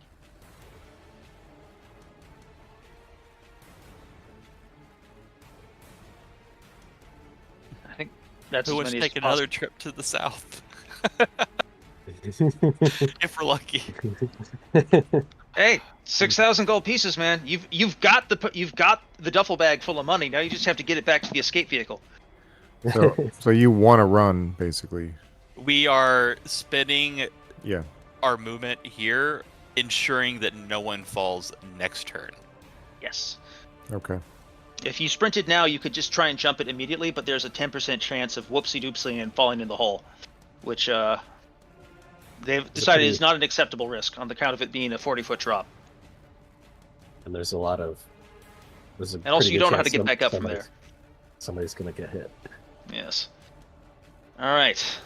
Frontline armor class. 18 and 19. All right. Well, 18 parried at 19. And then Yes, 19. yes. You can, in fact, parry these things.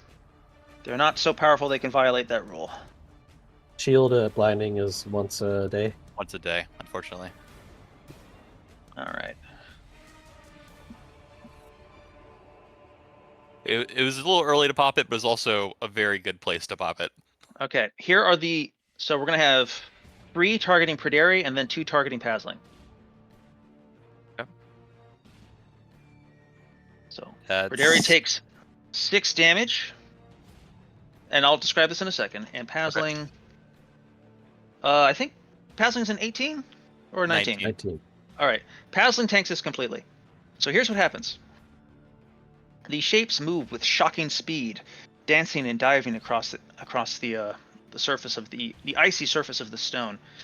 As they approach Prederi, they seem to adopt more and more of his mannerisms and guise until he feels himself being pressed by 3 swordsmen at once. He can ward off most of them, but 2 of them touch him lightly with their swords, and he feels something sap his spirit. There's a sense of vertiginousness, a sense of unreality. How did he get here? Why is this happening? Why would there be a sheaf of golden thread down here? Is this really happening, or is this just a dream he's having? A vague sense of eerie dread. And a second effect, which I will communicate to him discreetly like. As soon as I can remember how to communicate with him over Discord.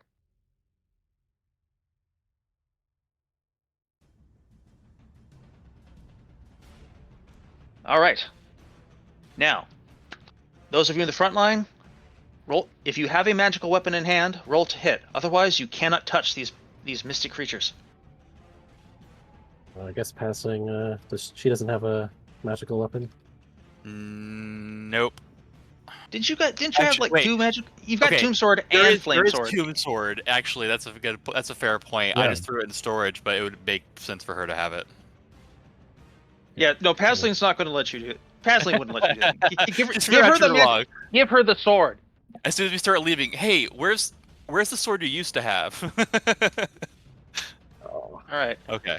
So By default, that'll actually hit. It'll hit as is. You don't even need the +1 bonus. this is for Prederi. Prederi, with what weapon is he attacking? Because The his hands flaming are full of. sword. No, he's Oh, not. that's right. That's right. His arms are his hand. You've got the duffel bag. You have the payload. Yep. Do you want that for Pasling? He hits either way. Oh. Roll damage for Tomb Sword. What's the damage There on you that? go. 1d8 plus 1? 1d8 plus 1. It's- Yes. Yeah. Okay. Oh, Pasling I'll cuts roll through. it. Okay. Oh yeah, that's better. That's better. Fair. A spray of the sword cuts into the shadowy creature and spills the black waters upon the earth, but it only persists an eye blink, the spilled blood. A moment later, it's just the shadow again, clutching a phantom wound, continuing to press you as the rear guard members of your party make their way across the pit one by one. Next. Spells. which I believe was Magic Missile. And turn. Yes. And Fairy Fire. Yes. Which... Right, Simeon was casting Fairy Fire anyway. Alright. 14 damage to one of them. Alright. Magnus turns, looks at the shadows, sees one that vaguely resembles himself. The one vaguely resembling himself is drawing down to prepare to cast a magic missile of its own. But Magnus is faster on the draw. He peppers it with his invisible bolts, and the creature collapses back into the black water from which it came.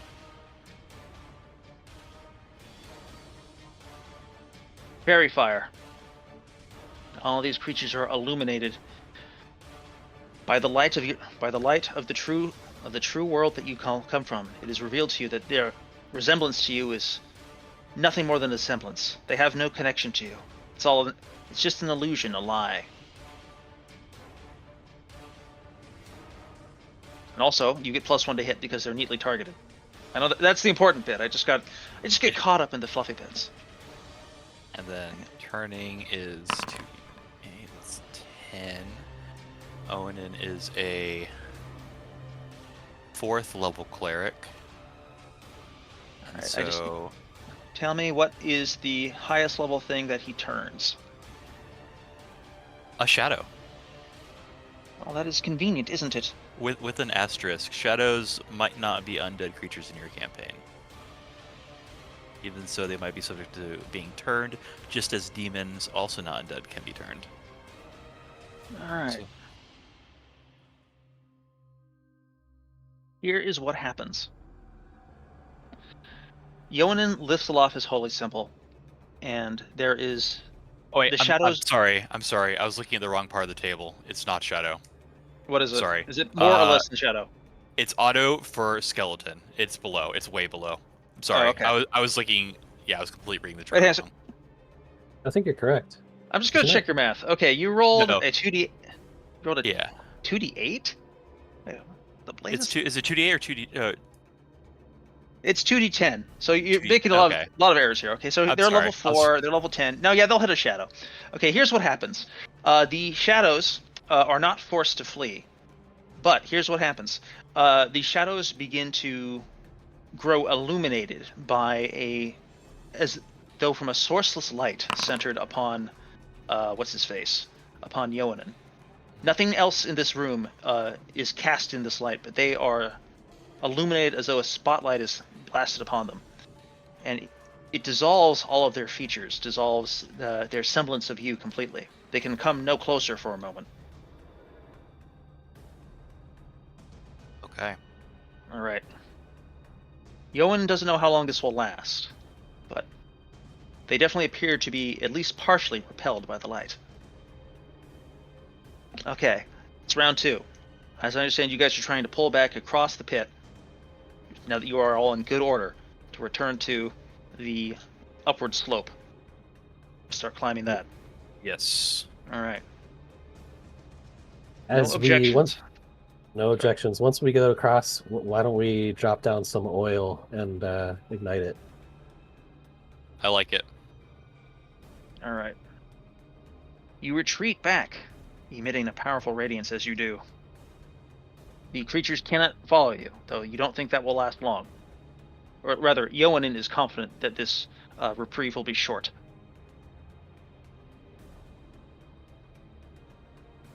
And in lieu of your spellcasting or melee actions, you can throw down a bit of fire. I'm going to mark here in my usual cute way. Having fun with colors.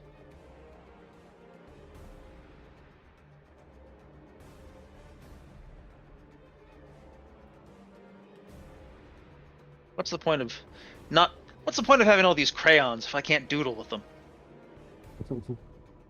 Alright. So that's round 2. Round 3. The warding effect, the sharp light across the shadows, breaks. So we are rolling initiative again. You should. Are roll we one. are we running or? Yeah. On the grounds that there are 6 of them. And they do Right. weird damage. You can Yeah. probably take them, but it looks like it might cost something. No. So no spells. Okay. you guys have the initiative. You should be able to make it to the top of this rope ladder before they can catch you. In the name of integrity, I rolled a 1 on initiative. Oh, did you? Yes. Oh, and I rolled a 4. Okay, so in that case, I think we go first then. You are not able to make it all the way up before they can catch you.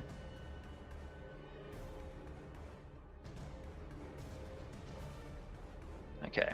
However, to reach you, they have to go through the storm of fire you've produced. So they're all going to roll a saving throw to see if they can, how much damage they take as they approach. Their saving throw is 1, 2, 3, 4, 5. So that's 1 success.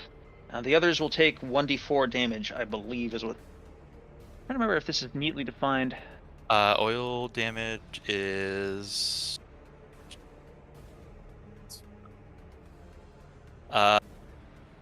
One d4. 1d4 yeah. damage, and 1 more point of damage per round for the next 2 rounds. All right. So one of them gets caught. All but one of them get caught up in the fire. So I'm going to randomly pick which one of these guys gets caught. Actually, no, I didn't. I had an order in mind when I rolled this. So I'm going to roll 1d4 to see how much damage to take this round. So this guy takes 1. This guy takes 1. This guy takes 1. This guy takes 1. But they do manage to close with your melee rank. Before you can safely climb this path, you need to either defeat them or turn them again. Otherwise, they'll get shots at you as you go. Yeah, we skip past spells, but Onan would try turning. Absolutely, yes. Sorry, I apologize. Yeah. No, General rule: whenever I forget to prompt for spells, you guys get to declare late, because it's on me. All right. New strategy unlocked. I'm sorry, what? Yes, I know. It's on me to remember to assign homework. Okay, so these guys are all able to attack. Okay. So Everyone has +1, by the way. Well, Mhm. whoever's doing. Yes, +1 to hit. Here's an important question: do you want to hand off the payload to anyone besides Perdere? That is a fantastic idea. Sending can't really do anything else, so he can carry it. Well, Are you Moore's sure you out don't of want to give it to spells. Monacan, to trustworthy, lovely Monacan? I'm okay giving it to Monacan, but I don't know. He's That's got a right. pointy sword. But more right now is either way, I was gonna have her flee anyways because she's out of spells. She can help up on the surface. Yeah, Moore starts booking it. Okay. All right. We have the initiative, so the front line, I believe, is still Perdere and Pasling. Is that correct? All right. Yes. Okay. Here are the 3 to Perdere. Here are the 2 to Pasling. All right, that 18 hits you, right? Parry 18. All right. You managed to ward them off, though they are putting off a terrible pressure. All right. Go ahead and roll your counterattacks. Their armor class is fairly low, just 12. Dang. Finally. We both rolled really well. Nice. Excellent. 2 hits. That is 5 plus 6 fire damage. All right. See which one you hit. And This one is obliterated well, in a plume of flame. And I suppose Semyon could add another pot of fire to another thing of oil. You want to? Yeah. He's got a spear too, right? Or is that magic? Yeah. No. Yeah. 1, 2, 3, 4. Well, This that's why one we're ta- down here to try to get magic spears. So. Yeah. Okay. Um, takes a big splash out of the other one, and the flaming oil is added to the pile, but does not land directly upon any of them.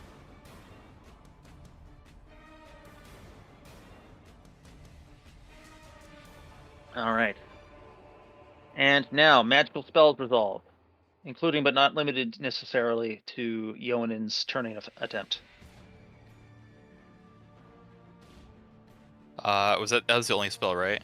I think so, yeah. Yeah. And the turning He's level 4. You need a 10 or more on 2d10. That's a 15. They are turned. You can retreat.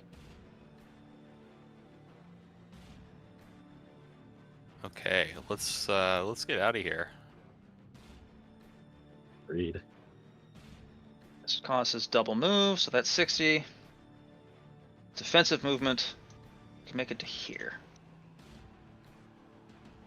Okay. All right. Okay. And we should probably count on them, their continued pursuit.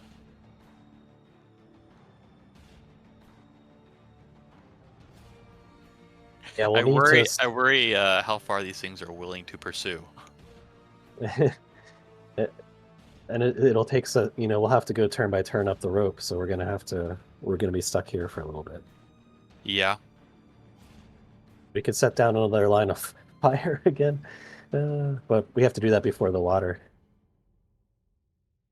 Yeah, it would be here or this. You could also hold the line here, now that I think about it. You could make them fight you uphill. That's a good idea, actually. Hey, stab down. question. Aura. Yes, From it his applies armor. against them. It doesn't ward them out absolutely, but it does apply against them. So -1 to their attacks. I'm gonna level with Right. you, man. I'm never gonna remember to do that. Just bump everyone's AC up by 1. And +1 to our saves. Yes. Oh, nice. All right. So you're gonna hold here and take advantage of the superior fighting position. Yeah, makes sense. Yeah. All right. Start scampering up after you. Actually, no. Hang on a second. I should roll initiative Are first. they still? Are they still turned or no? It only lasts for the 1 round. It only lasts for the 1 round, as far as you can Okay. tell.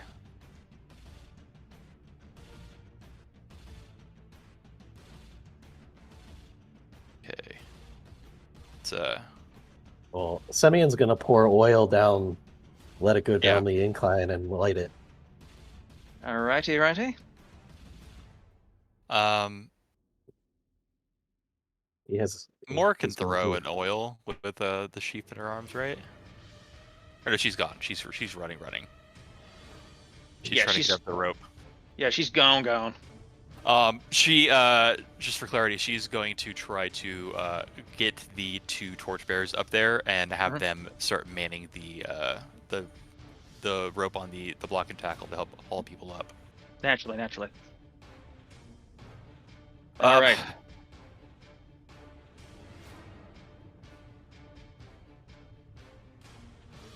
Oh, sorry. You must need decide. initiative. Time is short. Yes. Yes, we will initiative.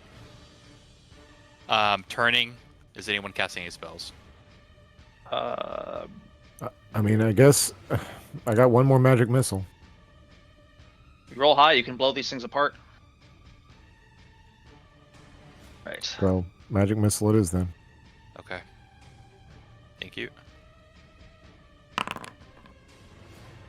All right. 5.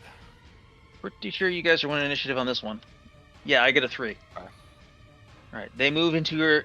They scuttle up the burning passage. Each of them taking a point of fire as they do.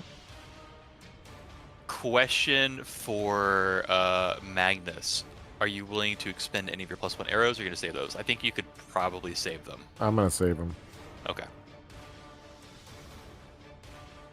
All right. So, okay. So now it's we're in melee now. You get to attack first. Okay. That's a square hit. As is Okay. that.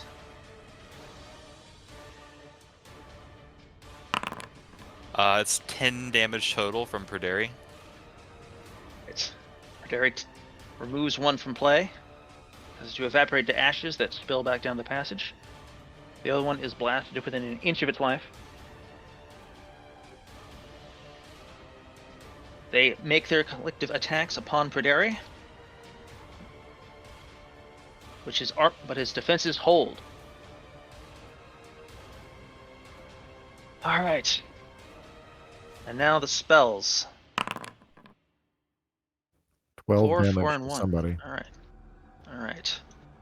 You absolutely You- obliterate one of the shadows. He You can direct spread the them missiles. around, can't he? He can. If Do they're, you want if to? they're all weak, then What are the goals? Yes. Yes. One to the Yeah. one with least. I mean, look, the damage has already been rolled, so Yeah. just I can't see what it is. So first missile to the one with the least, second, Mhm. second and third to the one with the second least. All right. You obliterate 2. The sole survivor appears to have bottomless morale as it continues to attempt to remove you guys from your lives with decreasing success. Let's end this thing. Initiative. Well- One more batch. That was your final magic missile, right? Yes. All right. Meet or beat a 3. All right. It goes to attack first. Yeah. Does not hit. Let's see if you can take it apart. Does anyone want to throw a magic dagger? All right. Pasling's got it. Turning as well. Okay. You are spared. The shadows are destroyed. Nice. Poof. Okay.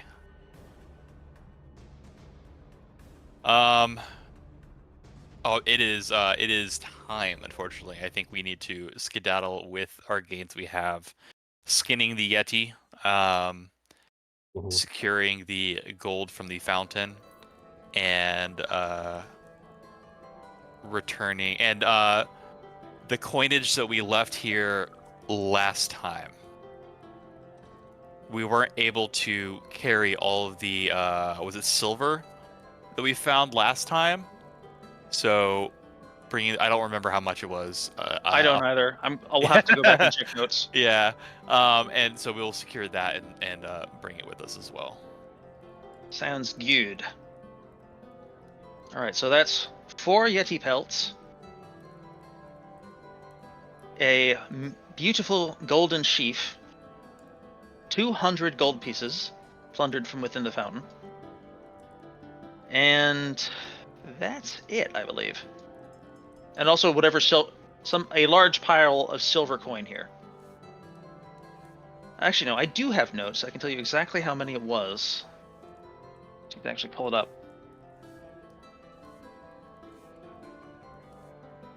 Yeah. Let's see. So that's 206. Yeah, 260 pounds of silver coins. Was how much was there last time. I don't know how much is left though.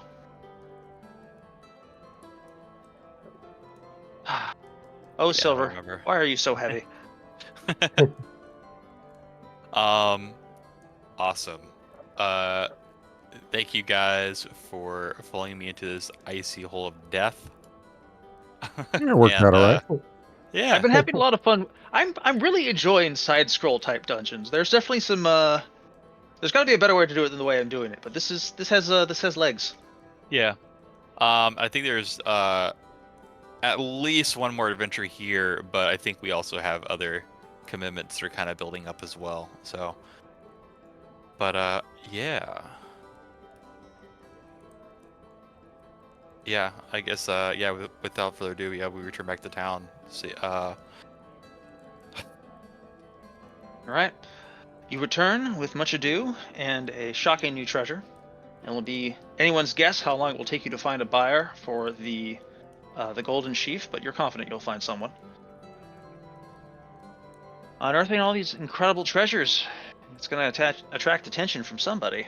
People are going to start getting ideas about running around up here. It might be worth their time. Might start to have competition. All right, everyone. I'll see you all later in the week or next week. And of course, I'm online all the time. Mountains RPG is a private online play club that focuses on folk RPGs. Folk RPGs are the games that belong to all of us. They're what actually happens at a table between friends. It's their voice that has the authority on what is fun and what works for them. Weekly, we upload our games to allow others to sit in with us. The channel isn't monetized. We don't own the artwork, music, software, or games shown in these actual plays, and you can find links to their authors in the description. Like, subscribe, and share if you wish, or don't. Just like games in person, you're welcome to pull up a chair, sit in, and watch some of our games. No performances, no fancy equipment, just regular people playing folk pencil and paper role-playing games and having a good time. We hope these games will prove a source of enjoyment to anyone just wanting to listen in, anyone looking for examples of how actual groups run and play folk RPGs, and most importantly, if you haven't found your group yet, you're welcome here at ours.